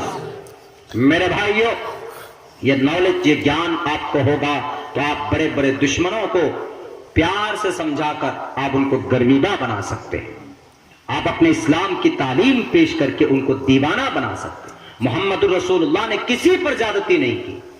آپ علیہ السلام نکلے مدینہ سے مکہ، 10,000 فوج، ایسے ویسے فوج نہیں کہ گولی دیکھی تو بھاگ گئے۔ گالوان گھاٹی کے اندر ہمارے نوجوان شہید ہوئے، اللہ تبارک و تعالی ان کو ان کے حساب سے جزا دے، ان کے پسماندگان کو صبر جمیل عطا فرما۔ لیکن صحابہ کرام، ایک صحابہ 100 پر بھاری پڑ جاتے، کیوں؟ اس لیے کہ جنگ قادسیہ کے موقع پر اور دوسرے موقع کے اوپر حضرت خالد بن ولید رضی اللہ تعالیٰ، بلکہ سلطان صلاح الدین ایوبی کے کمانڈری کے اندر 3 لاکھ فوج کے سامنے صرف 30,000 لشکر لے کر حضرت سلطان صلاح الدین ایوبی رحمت اللہ علیہ پہنچے تھے۔ یہ جنرل بہادر 100 کے سامنے ایک صحابی تھے، دہاڑ دیتے تھے تو خیبر کا دروازہ کانپنے لگتا تھا۔ حضرت علی نے ایسا کیا، 10,000 لشکر ہے محمد ابن عبداللہ کے ساتھ، محمد رسول اللہ کے ساتھ، لیکن آپ علیہ السلام نے کہا کہ اے پیارے صحابی، انتقام کی بات مت کرنا، اے پیارے صحابی تم ظلم و زیادتی مت کرنا۔ اس میں سے حضرت سعد نے کہا کہ آپ کو یاد نہیں ہے بلال حبشی کے جسم میں سوراخ کیا گیا، آپ کو یاد ہے اللہ کے نبی؟ بی بی سمیہ کے جسم کو چیرا گیا، آپ کو یاد نہیں ہے؟ آپ کو یاد ہے کہ نہیں ہے بتائیے؟ آپ کو یاد ہے وہ شیب ابی طالب کی وہ گھاٹی 3 سال تک جو تڑپ رہے تھے بھوکے اللہ کے نبی؟ آپ بھول جاتے ہیں۔ ہم کیسے چھوڑ دیں ابو جہل کے چیلوں کو؟ ہم کیسے چھوڑ دیں یہ عتبہ شیبہ ولید حنظلہ مغیرہ کے گنڈوں کو؟ ہم نہیں چھوڑ سکتے، بلکہ آج تو ہماری تلوار ہوگی، ان کی گردنیں ہوں گی۔ آج ایک کا بدلہ ایک سے لیا جائے۔ قربان جاؤ کملی والے آقا پر، اسلام پر اعتراض کرنے والوں، مسلمانوں کو بدنام کرنے والوں، آج تک کوئی بھی مسلمان دہشت گردی والا راستہ نہیں اپنا سکتا، کوئی بھی مسلمان ٹیررزم کا راستہ نہیں اپنا سکتا۔ اگر کوئی مسلمان ہوگا تو وہ دہشت گرد نہیں ہو سکتا۔ ہاں، کوئی مسلمان ڈپلیکیٹ بن جاتے، داڑھی رکھ لیتے، ٹوپی رکھ لیتے، پگڑی باندھ لیتے۔ موہن بھاگوت جی یہی تو بولے تھے نا کہ یو آر نوٹ لائک مولانا صاحب اینڈ ادر مسلم۔ آپ مولانا کی طرح نہیں دکھتے ہیں، اور مولانا کی طرح۔ ہم نے کہا کہ اور مولانا کون سی بات ہے بھائی؟ انہوں نے کہا کہ اور مولانا کا مطلب وہ جو کراسنگ توپ لیے ہوئے ہوتے ہیں۔ ہم نے کہا کہ بھائی وہ مولانا نہیں ہوتے، وہ مسلمان بھی نہیں ہوتے، وہ ویسا بھیس بنائے ہوئے ہوتے ہیں تاکہ ہمارے پوتر پاک صاف شفاف اسلام مذہب کو بدنام کر پائے، اسی لیے وہ ایسا کرتے ہیں۔ ذہن میں بٹھا دیا گیا ہے نا، کوئی داڑھی اور ٹوپی والا ہو تو فوراً چیکنگ۔ آج ہی ہم لوگ آ رہے تھے ادھر سے، ہمارے بھائی صاحب لے کے آ رہے تھے، ہم نے کہا کہ ذرا بارڈر دکھاتے ہوئے لاؤ، تو دیکھ کے ہم لوگوں کو ٹوپی داڑھی دیکھ کر کے ہمارے جو فوجی نوجوان تھے ان کے دماغ میں شاید یہ بات بیٹھی ہوگی، انہوں نے گاڑی روک کر کے واپس کھڑوا دی۔ بھائی ہم آپس میں ذکر کرنے لگے، ہم نے کہا ہو ہم لوگوں کے سر پہ ٹوپی اور چہرے پہ داڑھی تھی اسی لیے واپس کروا دی، اور لوگ جا رہے ہوں گے ان کو تو منع نہیں، لیکن ہم لوگوں کو منع۔ یہ کنفیوژن شاید پیدا ہو گئی، لیکن ایسا بالکل نہیں، کہیں سے کہیں تک بھی نہیں۔ امن اور شانتی کا پرتیک اسلام۔ بتا دو مجھے، اتنے سارے تشدد ہونے کے باوجود کسی بھی مسلمان نے آج تک تشدد والے بول بولے؟ مولانا ارشد مدنی کی طرف سے آج تک کوئی تشدد والا بیان سنا؟ نہیں سنا۔ مولانا محمود مدنی کی طرف سے سنا؟ نہیں سنا۔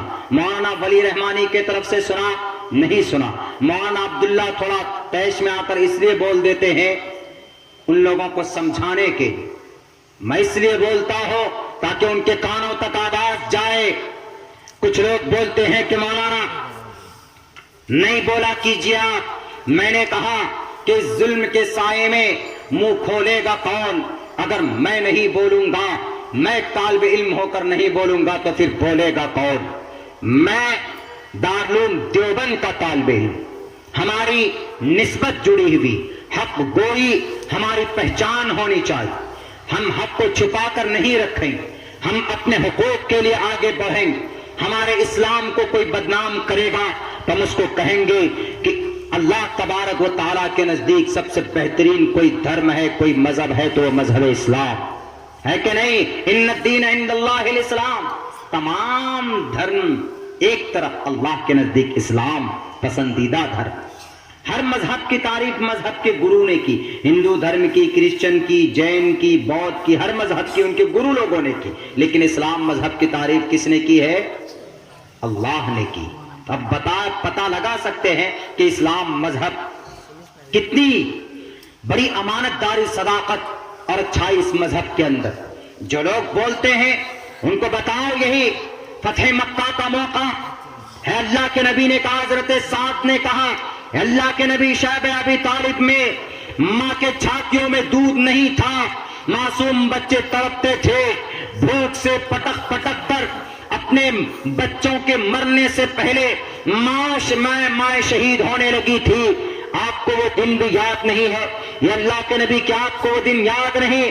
حضرت خباب بن ارت کو اسی طریقے سے پکڑ کر انگاروں پر لٹایا جاتا تھا، نیچے سے آگ جلتی تھی، ان کی کمر سے چربی پگھلتی تھی تو وہ آگ بجھ جاتی تھی اور ہڈی صرف نظر آ رہی تھی۔ آپ کو وہ دن یاد نہیں ہے؟ یہ اللہ کے نبی حضرت بشیر ابن جندل کے جسم کے زخم نہیں دیکھے تھے آپ نے؟ یہ اللہ کے نبی آپ کو یاد نہیں ہے کہ جنگ حنین، جنگ احد کے میدان میں حضرت بی بی عمارہ کے جسم پر 90 زخم آئے تھے، آپ کے قدم پر تڑپ تڑپ کر اپنی جان دی تھی؟ کیا آپ کو وہ دن یاد نہیں ہے؟ تو محمد رسول اللہ کا جواب کیا تھا؟ یاد رکھیے گا، جو لوگ اسلام پر، محمد پر، رسول پر اعتراض کرتے ہیں ان کو بتائیے گا کہ محمد رسول اللہ صلی اللہ علیہ وسلم نے صاف لفظوں میں کہا تھا کہ مجھے ایک ایک ان کا ظلم یاد ہے، ایک ساتھ مجھے ایک ایک لمحہ یاد ہے۔ میں بھولا نہیں ہوں، لیکن اس کے ساتھ ساتھ میں یہ بھی جانتا ہوں کہ اللہ تبارک و تعالیٰ نے مجھے ظلم کرنے کے لیے نہیں بھیجا۔ میں جانتا ہوں میں ایک تھپڑ میں 5 آدمیوں کو موت کے گھاٹ اتار سکتا ہوں، لیکن اللہ نے مجھے قرآن میں کہا کہ محمد تم مسلمانوں کے نبی نہیں ہو، تم آسام والے کے نبی نہیں ہو، تم صرف تریپورہ والے کے نبی نہیں ہو، تم بہار بنگال والے کے نبی نہیں ہو، تم بنگلہ دیش اور ہندوستان والوں کے نبی نہیں ہو، بلکہ سمپورن جگت کے تم گرو ہو۔ پوری دنیا کے لیے اللہ تبارک و تعالیٰ تمہیں رحمت للعالمین بنا کر بھیج رہا ہے، اسی لیے کسی کے لیے تم ظلم مت کرنا، کسی کو تکلیف مت پہنچانا۔ اللہ کے نبی علیہ السلام نے کہا کہ جاؤ اذهبوا وانتم الطلقاء لا تثریب علیکم اليوم، تم پر کوئی سرزنش نہیں، سب کے سب معاف، اپنے جانی دشمنوں کو بھی معاف کر دیں۔ یہ چیزیں کہاں سے آئی؟ یہ چیزیں آئی تھی، ہمیں کہاں سے آئیں گی، کہاں سے پتا چلے گا؟ جب ہم اپنے بچوں کو تعلیم دیں گے میرے بھائیوں۔ اسی لیے آج یہ سنکلپ لی، اس جگہ پہ بیٹھ کر یہ وعدہ کیجیے کہ انشاءاللہ تبارک و تعالی کچھ بھی ہو جائے ہم اپنے بچوں کو پڑھائیں گے۔ اور آپ ذمہ دار ہیں، مکلف ہیں۔ اگر آپ کا بچہ شراب پیتا، اگر آپ نماز پڑھتے ہیں، بچوں کو نماز کی تلقین نہیں کرتے، تو اللہ کل قیامت میں آپ کی پکڑ ہو جائے کہ تم نماز پڑھتے تھے، تم جماعت میں تو جاتے تھے، تم مسجد تو جاتے تھے، تمہارا بچہ نماز نہیں پڑھتا تھا، تم نے اس کو نماز کے لیے کیوں نہیں کہا؟ میرے نوجوانوں، اللہ نے جوانی دی ہے فیس بک چلانے کے لیے نہیں، اللہ نے انگلیوں میں طاقت دی ہے اسکرین کھسکانے کے لیے نہیں، بلکہ اللہ نے طاقت دی ہے تاکہ آپ قرآن کریم کی تلاوت کر سکیں۔ اللہ نے طاقت دی ہے آپ کے بازوؤں میں تاکہ آپ غریبوں کی مدد کر سکیں، تاکہ آپ محنت مزدوری کر اپنے بوڑھے ماں باپ کی خدمت کر سکیں۔ آپ کو اللہ نے طاقت دی ہے، جوانی دی ہے، پابندی سے نماز پڑھ سکیں۔ موبائل چلاتے ہو کہ نہیں چلاتے ہو، اللہ نہیں پوچھے گا نماز پڑھتے ہو کہ نہیں پڑھتے ہو۔ اللہ اگر پڑھا ہے تو ٹھیک، نہیں پڑھا ہے تو اللہ کہے گا کہ مرغا بن جاؤ۔ باڈی فلٹر تو بن گئے، تو نماز کیوں نہیں پڑھی؟ شراب تو پی پی کر مست ہو جاتے تھے، شراب پیتے۔ آدمی سور کھا لے، سور مینس پیگ، سور کھا لے، سور کھانے کا وبال سور کھانے والے پر ہوتا، لیکن ایک شرابی جب شراب پی کر اپنے گھر میں محلے میں پہنچتا ہے تو اس کا وبال پورے محلے والے کو بھگتنا پڑتا ہے۔ اس لیے نوجوانوں، شراب سے بچو، نماز پڑھو۔ انشاءاللہ اگر آدھی برائی آپ کی، آدھی کیا ٹوٹل برائی، اگر خلوص سے اخلاص سے آپ نماز پڑھتے ہیں، اگر ختم نہیں ہو گئی تو آپ پھر ہم کو کہیے گا کہ مولانا عبداللہ میں پھر آنے والا ہوں اگلے سال، آپ میری گریبان پکڑ کر بولیے گا کہ مولانا عبداللہ یو آر اے لائر، اب جھوٹے بول کر گئے۔ میں نہیں بول رہا، اللہ کا قرآن کہتا ہے۔ اللہ کا قرآن کیا کہے؟ اللہ تبارک و تعالیٰ کا قرآن، ہمیں قرآن پر یقین ہے، اور قرآن کا فرمان ہے ان الصلاۃ تنہی عن الفحشاء والمنکر، نماز پڑھیے بے حیائی اور بری باتوں سے، نماز آپ کو روکے گی۔ وید بھی ہم جانتے ہیں، لیکن وید کا وہ مقام نہیں ہے، وہ چیز اس سے ثابت نہیں ہوتی ویدوں سے جو ہمارے قرآن سے ثابت ہو جاتی۔ ویدوں میں بہت ساری باتیں اچھی ہیں، اشلوک منتر کے اندر بہت ساری باتیں اچھے ہیں، جیسے میں نے ابھی آپ کے سامنے 2-4 شلوک پڑھے، اس کے اندر کئی جگہ پہ کہا گیا ایش ایشائی ماں مہیشتن نشکان ادس شترجا ترینشتان نے ورتام سہسترا 10 گونما، 10,000 فوج لے کر مدینہ سے مکہ گئے، 10 گونما کہا گیا ویدوں میں ہے، اور یہ حدیث مبارکہ کے اندر بھی ہے کہ فتح مکہ کے موقع پر محمد الرسول اللہ نے 10,000 فوج لے کر گئے۔ تو ہمارا قرآن پر وشواس، ہمارا قرآن ہم سے کہتا ہے نوجوانوں، آپ سے میں صرف اس لیے خصوصاً مخاطب ہوں پرٹیکولر، کیونکہ آپ جوانی کی عبادت جو اللہ کو پسند ہے وہ بڑھاپے کی یا بچپن کی عمر میں پسند نہیں ہے۔ کیوں؟ اس وقت آپ کے اندر کی جو طاقت ہوتی ہے، گناہ کرنے کا جو مادہ ہوتا ہے وہ زیادہ ہوتا ہے. کوئی لڑکی جا رہی ہے, اس کو بار بار تک رہے, پسند آ گئی, بھاگ گئی, تو آپ اس کو اپنی اس کے ساتھ ناجائز رشتہ یا سمبند بنانے میں پتہ نہیں کتنی محنتیں اور کوششیں کرتے ہیں, ماں باپ کی نافرمانی کرتے ہیں. اسی لیے اللہ نے کہا کہ ہمارا نوجوان من شبابہ فیما افنا, نوجوانوں تمہارے سامنے جوانی کا, تمہارے زندگی میں, تمہارے گاؤں سماج میں, تمہارے ملک میں تمہاری شریعت کو بدلنے کی کوشش کی جا رہی تھی. تمہاری جوانی تم نے کہاں فنا کی؟ تمہارے سامنے بنگلہ دیش کے بنگال کے بارڈر پر, آسام کے گھروں کے اندر سماج کی بہو بیٹیاں اپنی عزت کو بیچ بیچ کر اپنے گھر کی پرورش کرتی تھی. تمہاری جوانی کہاں تھی؟ تمہارے ملک میں تمہارے سامنے بہر گلناز کی عزت و آبرو لوٹ لی گئی. تمہاری جوانی کہاں تھی؟ تمہارے سامنے یتیم غریب مزدوروں کو لوٹا گیا, مارا گیا, جانوروں کے نام پر لوگوں کا موب لنچنگ کیا گیا. تم کو سمویدھان نے ادھیکار دیا تھا, تم نے آواز بلند کی کہ نہیں کی تھی؟ اللہ آپ سے پوچھے گا کہ آپ مکتب فکر میں بچ گئے تھے؟ میرے مسلم بھائیوں, خدا کی قسم اللہ ضرور پوچھے گا, کیونکہ اللہ کے نبی کا فرمان ہے, اے مسلم اخو المسلم, ایک مسلمان دوسرے مسلمان کا بھائی ہے. آپ نے آواز بلند کی کہ نہیں کی؟ آپ نے اپنی زندگی میں نماز کا اہتمام کیا کہ نہیں کیا؟ اگر آپ کو اللہ نے دولت دی تھی تو آپ نے زکوٰۃ ادا کیا کہ نہیں کیا؟ یا صرف شراب میں مست رہے, یا صرف فیس بک کے اوپر پیج چلانے میں رہے, یا صرف واٹس ایپ کے اندر گروپ بنانے میں رہ گئے؟ نہیں, یہ چیزیں کل قیامت میں نہیں پوچھی جائیں گی, آپ سے پوچھی جائیں گی کہ آپ کے سماج کے اندر کیا تبدیلی تم نے پیدا کی. تم نے نماز پڑھی تھی, تمہارے گھر کے اندر تمہارے بیٹوں نے نماز پڑھی تھی کہ نہیں پڑھی تھی؟ تمہاری بہن نماز پڑھتی تھی کہ نہیں پڑھتی تھی؟ تمہارے ماں نے نماز پڑھی کہ نہیں پڑھی تھی؟ میرے تبلیغ میں جانے والے ساتھیوں, اللہ نے قرآن کریم کے اندر کہا, یا ایھا الناس قوا انفسکم واہلیکم نارا. خود نماز پڑھتے ہو, خود تبلیغ سے جب گھر آتے ہو تو خود تو سیکھو, خود تو بچو اللہ کے جہنم کے آگ سے, لیکن اپنے گھر والوں کو تبلیغ سب سے پہلے کرو. 40 دن لگا دینا, 3 دن لگا دینا, یا 4 مہینہ یا 1 سال لگا دینا, یہ بڑی بات نہیں ہے, بلکہ لگے رہنا. جو چیز سیکھ کر آ رہے ہو اس کی اپنی زندگی کے اندر, اپنے سماج کے اندر عمل کے اعتبار سے آپ کتنا کام کر رہے ہیں, وہ بہت بڑی چیز ہوتی ہے. آج ہم کمزور ہیں, ہماری مسجدیں توڑی جا رہی ہے, کیوں؟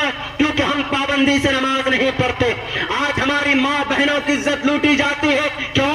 کیونکہ ہم پردے کا اہتمام نہیں کرتے. آج مسلمانوں کا موب لنچنگ ہوتا ہے, کیوں؟ کیونکہ مسلمان خاموش ہے. آج 2-4 نوجوانوں کے بیچ میں یہ چرچا بھی ہو رہا تھا کہ آج اس دیش کے اندر مسلمان کیوں لٹ رہا ہے, کیوں پٹ رہا. مسلمانوں, اللہ نے قرآن میں کہا آپ کے لیے وانتم الاعلون, تم ہی سر بلندر ہو گئے. لیکن کیا وجہ ہے کہ آج جانوروں کے نام پر مسلمانوں کو مارا جاتا, NRC کے نام پر مسلمانوں کو دھمکایا جاتا, داڑھی اور ٹوپی کے نام پر مسلمانوں کو ڈرایا اور دھمکایا جاتا. محمد جنید حافظ قرآن تھا, ان کو ٹرین کے اندر ان کو مارا گیا, لیکن کسی نے آواز بلند نہیں کی.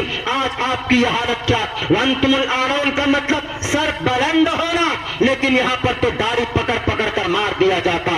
ہاپوڑ کے اندر محمد سمیع کو داڑھی پکڑ کر مارا گیا تھا, 80 سال کا بوڑھا تھا.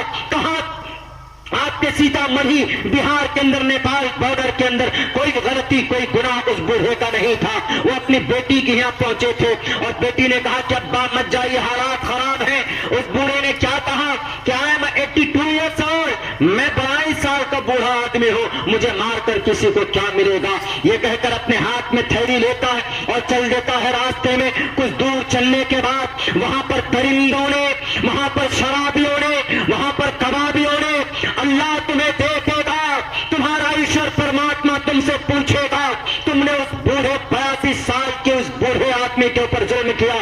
اس کو پکڑتا اور اس کو مارتا, اینٹ سے اس کا سر پھوڑتا. جب وہ بیچارہ 82 سال کا بوڑھا آدمی بے ہوش ہو جاتا ہے, ان لوگ ظالموں کا پیٹ نہیں بھرتا, بلکہ اس کو پکڑ کر لاتے ہیں اور वहां पर लकड़ी डालकर उसको जलाकर भस्म कर दिया जाता है। ऐसे बूढ़े आदमी को मॉब लिंचिंग किया जाना, ऐसे वक्त में तो हमारे सियासी रहने वालों क्या बोलते, उस बूढ़े आदमी का तो एक्सीडेंट में मौत हुआ है। बताओ कौन है? माइनॉरिटी के लोग हैं, मुस्लिम नेता बैठे हैं, पैसे लेकर ईमान का सौदा कर लिया उन्होंने। जब अपने कौम से, अपने गांव समाज से जीत कर जाते हैं तो उनका ईमान बदल जाता है। राज्यसभा और सदन तक पहुंचते पहुंचते मेरे भाइयों, मेरे हिंदू भाइयों, पूछेगा आपसे परमात्मा, पूछेगा आपसे हरि, कहेगा पापिष्ठास्ते प्रशांति यम रूपम भयंकरम। क्या जुर्म था उस बूढ़े आदमी का, क्यों मारा गया? आपसे पूछेगा। आपने आवाज बुलंद की कि नहीं की? अगर आप पर जुल्म होता है तो आप आवाज बुलंद कीजिए। अगर आपके मदरसे बंद करने की बात की जाती है तो आप अपनी आवाज उठा सकते हैं, यह आपका अधिकार है। संवैधानिक तरीके पर आप अपनी आवाज बुलंद कर सकते, लेकिन हम करें कहां जनाब? हम तो बटे हुए हैं, हमें अल्लाह से डर ही नहीं लगता। नौजवानों, वादा करो, मस्जिद मकतब के निस्बत पर यह जलसा है। 3 रोज के सफर में मैं आपके आसाम इस इलाके में पहली बार मेरी हाजिरी हुई है। मुझे लगना चाहिए, मुझे खबर मिलनी चाहिए कि हमारे नौजवानों के अंदर तब्दीली आई, वो पाबंदी सलात करने लगे। पाबंदी से नमाज पढ़ेंगे मेरे नौजवान साथियों, हाथ उठाकर वादा कीजिए, अल्लाह आपके हाथ उठाने को कबूल फरमाए। दूसरी बड़ी बात मैं ये कहकर अपनी जगह लूंगा, कल भी मैंने बात कही थी, आज भी कह रहा हूं, क्योंकि इसकी जरूरत बहुत ज्यादा। नमाज, रोजा, हज, ज़कात पर बहुत तकरीर होती, लेकिन इस वक्त इस कौम को जोड़ने की जरूरत है। 26, 27 तारीख को मेरा एक प्रोग्राम था बंगाल के अंदर, वहां पर उस प्रोग्राम के जो कमेटी थे, उमूमन उसके अंदर दूसरे मकतबे फिक्र के लोग थे। तो वहां पर जो सेक्रेटरी साहब थे, उन्होंने कहा कि मौलाना, हमने खुसूसन आपको बुलाया। हमने कहा मुझे क्यों बुलाया भाई? हम जब किसी की तरफ अगर थोड़ा झुक के बोलते हैं तो उसको हम ही को डर लगने लगता है कि भाई कहीं उल्टा सीधा न बोल दें, तो आपने हमको क्यों बुलाया? आप दूसरे मकतबे फिक्र से हैं, हम दूसरे मकतबे फिक्र से हैं। You know about my self, मेरे बारे में आप जानते हैं, उसके बावजूद भी आपने हमको बुलाया। उन्होंने कहा कि मौलाना, हमने आपके बहुत सारी तकरीरें सुनी हैं, हमने देखा है कि आप कौम को, मुसलमानों को बांटने की बात नहीं करते, कि ये मकतबे फिक्र मुशरिक, ये काफिर, ये जहन्नमी, उनकी मस्जिद में मत जाओ, उनसे बातचीत मत करो। आपकी तकरीर में मैंने ये चीज नहीं देखी। हमने पूछा अपने उस्ताद मोहतरम से, हमने कहा कि सर हजरत ऐसी ऐसी दावतें आ रही है प्रोग्राम में जाने की। उन्होंने कहा जाओ, ये वक्त का तकाजा है। और बड़ी बदनसीबी है हम मुस्लिम कौम की इस मुल्क के अंदर, कि इस मुस्लिम कौम ये लुट रही है, ये कौम कोई आवाज बुलंद करने वाला नहीं है। वही बहन गुलनाज की इज्जत लूटी, फेसबुक तो आ गए, इंटरव्यू तो दे दिया कि हम सरकार से मुतालबा करते हैं, गुलनाज की मां को इंसाफ मिलना चाहिए, बस इतना देकर गाड़ी में बैठेंगे फुर। अब मिले कैसे उसको इंसाफ? बोलने से इंसाफ मिल जाएगा? नहीं मिले। कानूनी लड़ाई लड़नी होगी। केस फाइल कौन करेगा हाई कोर्ट में, सुप्रीम कोर्ट में? कोई नहीं। देखा हमने बड़का बड़का तुर्रम खां को, अगर आज अब्दुल्ला सालिम को कुछ हो जाए तो बड़े बड़े लीडरान कहेंगे कि अब्दुल्ला सालिम के परिवार को इनको इंसाफ मिलना चाहिए। लेकिन अब्दुल्ला सालिम को अगर जेल होती है, कहीं पर जाता है, तो अब्दुल्ला सालिम को इनको इंसाफ दिलाने के लिए, कानूनी लड़ाई लड़ने के लिए कोई मैदान में नहीं आएगा। ये हमारी कौम की बदनसीबी है, हम बटे हुए हैं। अगर जमात बरेलवी के किसी मुस्लिम भाई को मारा जाता है तो जमात इस्लामी वाले खुश होते हैं, जमात इस्लामी वाले को तकलीफ होती है तो तबलीग वाले खुश होते हैं। तबलीग वाले के ऊपर कोरोना का इल्जाम लगता है तो हमारे बरेलवी भाई खुश होते हैं। अहले हदीस को अगर देवबंदियत को कोई तकलीफ पहुंचती है तो दूसरे मकतबे फिक्र के लोग खुश होते हैं। खानका वाले को تکلیف پہنچتی ہے تو مدرسے والے خوش ہوتے ہیں, مدرسے والوں کو کوئی تکلیف پہنچتی ہے تو خانقاہ والے خوش ہوتے ہیں. ہماری اس قوم کے اندر یہی چیز ہو رہی ہے آج بھی. جب تک یہ بیماری ختم نہیں ہوگی اس قوم سے, جب تک کلمے کی بنیاد پر ایک پلیٹ فارم پر یہ قوم کے لوگ نہیں کھڑے ہوں گے, ایک اللہ کو مان کر, ایک قرآن کو مان کر اور ایک نبی کو مان کر, اگر ایک پلیٹ فارم پر نہیں کھڑے ہو گئے اس قوم کے لوگوں, میں عبداللہ سالم اگر میں جھوٹ بولوں تو میری زبان کاٹ دیجیے. میں آپ کو اللہ تبارک و تعالیٰ کے قرآن کریم کی اس آیت کی تفسیر کے مطابق میں بات اور وعدہ کر کے جاتا ہوں. اللہ نے کہا واعتصموا بحبل اللہ جميعا, اللہ کی رسی کو مضبوطی کے ساتھ پکڑ لو. اگر تم متحد ہو جاؤ گے تو یہ کھڑے ہو کر پیشاب کرنے والے, یہ جن کے 33 کروڑ دیوی دیوتا ہے, یہ جنہیں پیشاب کرنے کا طریقہ معلوم نہیں ہے, یہ جنہیں بیٹھنے کا طریقہ نہیں آتا ہے, آپ کا تو استنجا کرنے کا طریقہ رسول نے بتایا, آپ کا تو وضو کرنے کا طریقہ نبی نے بتایا, لیٹنے کا سونے کا طریقہ رسول نے بتایا. جن لوگوں کو کھانے کا پتہ نہیں, سونے کا پتہ نہیں, آج ان کی وجہ سے آپ کو گاجر مولی کی طرح کاٹا جا رہا ہے اور آج ہمارا کوئی پرسان حال نہیں ہے. اگر ہم متحد نہیں ہوئے تو ہماری گوشت اور ہڈیاں چبانے کے لیے دشمنان اسلام ایسے منہ پھاڑے ہوئے کھڑے ہیں, ایک سے ایک ظلم زیادتی کر رہے ہیں. کوئی آپ کا ساتھ نہیں دینے والا. عرب ممالک, عرب کنٹری کے لوگ کوئی نہیں آئے گا. یار سعود یہ فرعون کی اولاد ہے جنہوں نے جنگ بدر کی جگہ پر یہ اسپورٹ فیلڈ بنا دیا ہے. یہ بنی اسرائیل, یہ اسرائیل کے وہاں کے لوگوں کو جگہ دی انہوں نے, لیکن وہاں پر محمد رسول اللہ کی جو بھی نشانیاں تھی ان کو اکھاڑ کر پھینکنے کا کام کر رہے ہیں. وہاں پر سینما گھر وہ اسٹیبلش کر رہے ہیں جہاں پر قرآن نازل ہوا تھا, جہاں پر جبرائیل امین آئے تھے. ان جگہ کے اوپر بار, گانا, ڈانس کی محفلیں سجاتے ہیں وہ لوگ. یہ نہیں آئیں گے آپ کو بچانے کے لیے. آپ کو اگر کوئی بچا سکتا ہے تو اللہ تبارک و تعالیٰ کی ذات آپ کو بچا سکتا ہے. اللہ تبارک و تعالیٰ سے لو لگاؤ, متحد ہو جاؤ, نماز کا پابندی کرو, علماء کرام سے جڑ جاؤ, مدارس مکاتب سے جڑ جاؤ, اللہ سے دعا کرو اور قانون کو قانونی طور پر لڑائی لڑو. لڑائی لڑنی پڑے گی. آپ یہ سوچیں گے کہ صرف دعاؤں سے میدان جیت لیں گے, ایسا نہیں ہو سکتا. نبی جنگ بدر کے موقع پر دعا بھی کر رہے تھے اور صحابے کو تلوار لے کر میدان میں کھڑا بھی کر دیا تھا. اگر آپ کے مدرسوں کو بند کرنے کی بات کی جاتی ہے تو راتوں کو تہجد پڑھ کر اللہ سے مانگو اور کہو کہ اللہ ہمارے گناہوں کی وجہ سے ہماری مدارس بند کرنے کی بات کر رہے ہیں, تو اللہ سے بھی دعا مانگو اور قانونی اعتبار سے لڑائی بھی لڑو. قانونی اعتبار سے جو کوشش ہے وہ کوشش بھی کریں گے, انشاءاللہ تبارک و تعالی معاملے کا حل ضرور نکلے گا. اگر ہم مکتب فکر میں بیٹھ کے ہم چکرالوی, ہم جماعت اسلامی, ہم فلاں, آپ کا عقیدہ اپنی جگہ پر ہے, ہم منع نہیں کر رہے. ہر آدمی اپنے عقیدے کے مطابق رہے, لیکن جب مدارس کی بات آتی, مکاتب کی بات آئے, گاؤں سماج کی بات آئے, ملی بات آئے, سماجی بات آئے, تو اس وقت دکھا دو وی آر, دکھا دیجئے اس وقت وی United and we will be stand. If you divided, definitely you will fall. اگر آپ الگ بٹ گئے تو اللہ کے نبی کی حدیث بھی ہے کہ آپ کو کوئی بھی مار سکتا ہے, آپ کو کوئی بھی کمزور کر کے آپ کو دبا سکتا ہے. ایک واقعہ بتا دے رہا ہوں. اسپین قرطبہ کی جامع مسجد 800 سال تک قرآن کریم کی تلاوت ہوتی تھی. مسجد کے اندر آواز چاروں طرف گونجتی تھی. قرطبہ کی جامع مسجد 3,500-1400 پلر ہے, اس میں ہر پلر کے اندر ایک ایک چراغ ہے. اس کے اندر روشنی کرنے کے لیے 1,300-1,400 چراغ روشن کیے جاتے ہیں. 800 سال تک مسلمانوں کی حکومت تھی, اللہ کے بندوں کی حکومت تھی.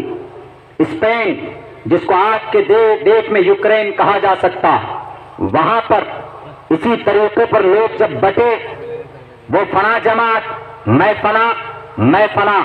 آج اس دیش میں ہمارے ساتھ ہمارے قوم بھی بٹے ہوئے ہیں. دیکھیے اختلافات کا کوئی بھی مسئلہ ہو، میں قوم سے مخاطب ہو کر کہنا چاہتا ہوں وہ ہمارے دانشور طبقے کے ذمے چھوڑ دیجیے، وہ مکالمہ کریں، مناظرہ کریں، وہ اپنے گھروں کے اندر اپنے حجرے کے اندر کریں، لیکن ہم لوگوں کو ایک پلیٹ فارم پر آنے کی ان کو تلقین بھی کرنا چاہیے، اور وہ کریں تو ہمیں آنا بھی چاہیے۔ میرے بھائیوں، جب وہاں اسپین کے اندر اس طریقے سے رنجش ہو گئی تو 6.5 کروڑ اسپین کے اندر 6.5 کروڑ وہاں کے کمیونزم کے ذریعے سے مسلمانوں کو مارا گیا۔ بخاری کہاں لکھی گئی؟ بخارا میں، ابو داؤد، ترمذی، سمرقند، بخارا، بغداد، 6 کروڑ مسلمانوں کو کس نے ہلاک کیا؟ تاتاریوں نے ہلاک کیا۔ ہلاکو خان کے فوجوں میں ایک عورت بھی اگر کسی مسلمان سے کہتی یہیں پر کھڑا ہو جا، تلوار لا کر سر قلم کرتے ہو، تو کانپنے لگتا تھا ڈر سے۔ وہاں جہاں پر بخاری شریف لکھی گئی بیٹھ کر، ابو داؤد شریف لکھے گئے بیٹھ کر، صحاح ستہ کی بڑی بڑی کتابیں لکھی گئی، وہاں کی یہ حالت تھی۔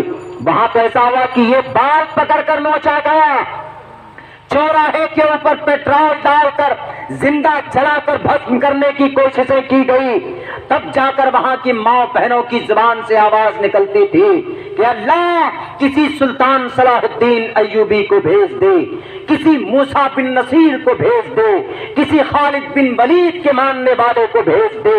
لیکن نہیں، جب قوم بچ گئی وہاں پہ، جب قوم نے اپنا ایمان بیچ لیا، جیسے آج بھی اس دیش کے اندر کوئی مسلم راشٹر منچ بنا ہوا ہے، یہ RSS کو سپورٹ کرنے والے بجرنگ دل والوں کو سپورٹ کرنے کے لیے ایک نام دے دیا، نام نہاد یہ ہم مسلم تنظیم بنائے بیٹھے ہیں، یہ اصل میں سودا کرنے والے قوم کے لوگ ہیں، ایسے جو اس قوم کو بیچ دیا ہے۔ تو میرے بھائیوں، پوری دنیا جانتی ہے کہ ذلیل اور رسوا ہوئے وہاں کی ماں چیختی رہی، لیکن اس کی عزت و ناموس لوٹی گئی، کوئی بچانے والا پیدا نہیں ہوا۔ ذمہ داری کیا تھی؟ اصل وجہ کیا تھی؟ کہ وہاں کی قوم اسی طریقے سے بٹ گئے تھے۔ اسی لیے میں 2 بات تاکیداً آج کل کہنا چاہتا ہوں لوگوں سے، ایک یہی کہ اپنے بچوں کو تعلیم دیجیے، دونوں تعلیم دیجیے، دوسرے نمبر پر ہم سب لوگ متحد ہو جائیں۔ ہمارے علماء طبقہ الحمدللہ بڑے متفکر ہیں۔ RSS ایک ہی تنظیم ہے، 2 نہیں ہے، پریرنا لینا چاہیے، لیکن ہم مسلمان کتنے میں بٹے ہوئے؟ سمجھ لیجئے، جنگ بدر میں 313 تھے تو کسی نے کچھ نہیں بگاڑا، جنگ احد میں 1000 تھے تب بھی 70 صحابی شہید ہو گئے۔ حالانکہ کیوں ہوئے؟ اس لیے ہوئے تھے کہ وہ گھاٹی میں اور احد کے میدان میں انتشار ہو گیا۔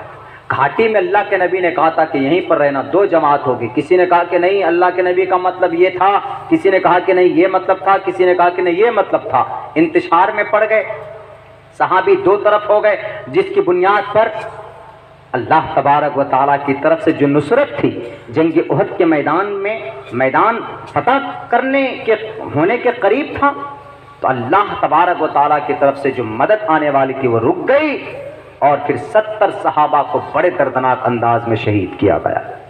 تو اسی لیے اللہ کے نبی بھی موجود تھے، صحابی موجود تھے، لیکن جب قوم منتشر ہو گئی اللہ کی رحمت رک گئی۔ آج تو نبی بھی موجود نہیں، صحابی بھی موجود نہیں، اگر آج ہم بکھر گئے تو ہمارا کیا حال ہوگا؟ اسی لیے میرے بھائیوں، میں آپ لوگوں سے گزارش کرتا ہوں کہ جلسے کے بینر تلے سے جو پیغام علماء کرام کے ذریعے سے دیا گیا ہے، گانٹھ لگا لیجئے۔ نوجوانوں، نماز پابندی سے پڑھو، اور ٹوٹل کے ٹوٹل ایمان والے، کلمہ پڑھنے والے ہمیں ایک ساتھ رہنے، افشوا السلام بینکم، سلام کو عام کیجیے، محبت بڑھے گی، پیار بڑھے گا، متحد ہوں گے، اللہ تبارک و تعالیٰ کی طرف سے بھی انشاءاللہ مدد آئے۔ دوسری بات میں یہ کہنا چاہوں گا کہ مکتب کے تعلق سے، جو مکتب چل رہا ہے مسجد کے قریب میں، تو اس مکتب کو اور آگے بڑھانے کے آپ لوگوں سے خصوصاً تعاون کی اپیل میں کرتا ہوں، چونکہ وقت بھی کافی ہو چکا ہے، 11:30 بج چکے ہیں۔ آپ لوگوں سے گزارش کرتا ہوں کہ اس مکتب کے لیے تعاون پیش کریں۔ اس مکتب میں بچوں کو تعلیم دی جاتی ہے اور بچے جو پڑھتے ہیں، طالب علم جو ہوتے ہیں، ان کے قدم کے نیچے فرشتے پر بچھاتے ہیں، وہ مہمانان رسول ہوتے ہیں۔ آپ اگر 10 روپے، 5 روپے، 100 روپے، 500 روپے سے مدد کیجیے گا تو گویا کہ آپ ان مہمانان رسول کا تعاون کر رہے ہیں، اور جب تک وہ پیسہ ان مکتب مدرسوں میں لگا رہے گا تب تک آپ کو اس کا ثواب ملتا رہے گا۔ آپ نے چائے یا پان کھا لیا تو ختم ہو گیا، کوئی ثواب نہیں ملے گا، لیکن اگر آپ نے ان پیسوں کو ان اداروں میں دے دیا تو آپ کے لیے اللہ تبارک و تعالیٰ کے نزدیک وہ جمع ہو گیا۔ جب حشر کے میدان میں پریشان ہوں گے تو پرچی کی شکل میں اللہ نیکی ڈال کر دے گا، کہا کہ لو تم نے مکتب میں وہاں پہ جو جلسہ ہو رہا تھا، مولانا کے کہنے پہ تم نے 500 روپے دیے تھے، 100 روپے دیے تھے، اس کے بدلے میں تم کو یہ نیکی دی جا رہی، جاؤ جنت چلے جاؤ۔ اس لیے بہترین سودا ہے یہ، اور یہ بہترین عمل ہے۔ ما عندکم ینفد وما عند اللہ باق، اللہ کے پاس جو جمع ہو جاتا ہے وہ باقی رہتا ہے، آپ کے پاکٹ میں جو ہے وہ کسی نہ کسی ادھر ادھر میں خرچہ ہو ہی جائے گا۔ اسی لیے آپ اللہ کے پاس جمع کریں۔ آ جائیں کھڑے ہو کر کے، یا کسی بچے کو بھیج دیجئے تولیہ دے کر، ادھر سے بھی بھیج دیجئے ادھر سے بھی۔ کون ہیں؟ نور الاسلام صاحب نے 1000 روپے سے تعاون دیا، اللہ ان کے دینے کو قبول فرمائے، ان کے گھر کے اندر خیر و برکت عطا فرمائے، اور ان کے جو مرحومین ہیں اللہ ان کی مغفرت فرمائے، درجات کو بلند فرمائے۔ آ جائیں بھائی، হযরত হইছেন মক্তবর লাগি সাহায্য লাগি আপনারা যেন জেলা পারেন। اللهم صل على محمد وعلى آل محمد وبارك وسلم ربنا آتنا في الدنيا حسنة وفي الآخرة حسنة وقنا عذاب النار ربنا ظلمنا أنفسنا وإن لم تغفر لنا وترحمنا لنكونن من الخاسرين لا إله إلا أنت سبحانك إني كنت من الظالمين اللهم إنا نجعلك في نحورهم ونعوذ بك من شرورهم۔ اے اللہ ہمارے صغیرہ کبیرہ گناہوں کو معاف فرما، تمام لغزشوں کو کوتاہیوں کو درگزر فرما۔ یا اللہ کہنے سننے میں جو بھی کمی کوتاہی رہ گئی اپنے فضل و کرم سے تو معاف فرما۔ یا اللہ اس جلسے کی برکت سے اس علاقے کے اندر دین کی فضا کو عام فرما۔ یا اللہ اس جلسے کو کرانے میں جو بھی مقاصد رہے ہیں ان کے جائز مقاصد میں بھرپور کامیابی عطا فرما۔ یا اللہ اس کے مکتب کو کے اندر خیر و برکت عطا فرما۔ یا اللہ اراکین جلسہ کے اندر خلوص للہیت پیدا فرما۔ یا اللہ جس مقصد کے لیے یا اللہ بہت دور سے لوگوں نے آ کر اس جلسے کے تعاون کی ہے، یا اللہ ان کے دینے کو بے حد قبول فرما۔ یا اللہ پورے بھارت کے اندر، پوری دنیا کے اندر مسلمانوں کو ذلیل اور رسوا کیا جا رہا، یا اللہ مسلمانوں کی عزت و آبرو کی حفاظت فرما۔ مسلم ماؤں بہنوں کی عزت و آبرو لوٹی جا رہی ہے، یا اللہ ہماری سماج کی بہو بیٹیوں کی عزت و آبرو کی حفاظت فرما۔ یا اللہ بہت سارے نوجوانوں کو UAPA کے تحت معصوم نوجوانوں کو جیل کے اندر ڈال دیا گیا ہے، یا اللہ ان کی رہائی کے اسباب پیدا فرما دے۔ ہمارے مدارس کو بند کرنے کی کوششیں کی جا رہی، یا اللہ ایسا نظام، ایسا قانون، یا اللہ تو محتاج نہیں ہے، یا اللہ تو مسبب الاسباب ہے، ایسے حالات پیدا کر دیں کہ ان کے منصوبے دھرے کے دھرے رہ جائیں۔ یا اللہ ان ظالموں کو ہدایت کی توفیق عطا فرما، اگر ہدایت ان کے مقدر میں نہیں ہے تو ایسے لوگوں سے ہماری اس دھرتی کو پاک و صاف فرما۔ یا اللہ جو لوگ پریشان حال ہیں ان کی پریشانیوں کو دور فرما۔ یا اللہ جو لوگ بے روزگار ہیں ان کو حلال پاک روزی نصیب فرما۔ ہمارے مدارس کی، مکاتب کی، خانقاہ کی حفاظت فرما۔ یا اللہ آج ہم رسوا ہو رہے ہیں کیونکہ ہم نے قرآن کو چھوڑ دیا ہے، ہم نے سنت رسول اللہ کے اپوزٹ اپنی زندگی گزارنی شروع کر دی ہے۔ یا اللہ اس لیے آج ہمیں جو چاہ رہا ہے داڑھی کے نام پر، ٹوپی کے نام پر، یا اللہ کلمے کے نام پر ہم کو لوٹا اور کھسوٹا جا رہا ہے۔ یا اللہ ہم از اعمال بد سے توبہ، اپنے تمام تر گناہوں سے استغفار کرتے ہیں۔ یا اللہ تو ہماری چھوٹی سی، ہماری اس حقیر سے، کمزور سی، یا اللہ ہماری تو اس گزارش اور توبہ کو قبول فرما دے۔ یا اللہ آئندہ خلوص کے ساتھ، استقامت کے ساتھ پابندی کریں گے نماز کی، یا اللہ ہمیں تو استقامت عطا فرما۔ ہمارے نوجوانوں کو یا اللہ شریعت سے جڑنے کی توفیق عطا فرما، قرآن و سنت کے مطابق زندگی گزارنے کی توفیق عطا فرما۔ یا اللہ ابھی اور یہ پروگرام یہ جلسہ چلے گا، شیطان کی شر سے اس جلسے کی حفاظت فرما، یہاں کے لوگوں کی حفاظت فرما، یہاں کے مسلمانوں کی حاسدین کی حسد سے ہر طرح کی شرور فتن سے حفاظت فرما۔ اس اسٹیٹ کی اس صوبے کے اندر رہنے والے جتنے بھی مدارس مکاتب خانقاہ مدارس ہیں سب کی حفاظت فرما۔ یا اللہ ہماری اس مجلس کو ہمارے نجات کا ذریعہ بنا، ہماری اس بیٹھک کو ہماری اس دعا کو نبی پاک علیہ الصلاۃ والسلام کے صدقے طوفین میں قبول فرما۔ صلی اللہ تبارک و تعالی علی خیر خلقہ محمد و آلہ و صحبہ اجمعین برحمتک یا ارحم الراحمین۔ نیچے شروع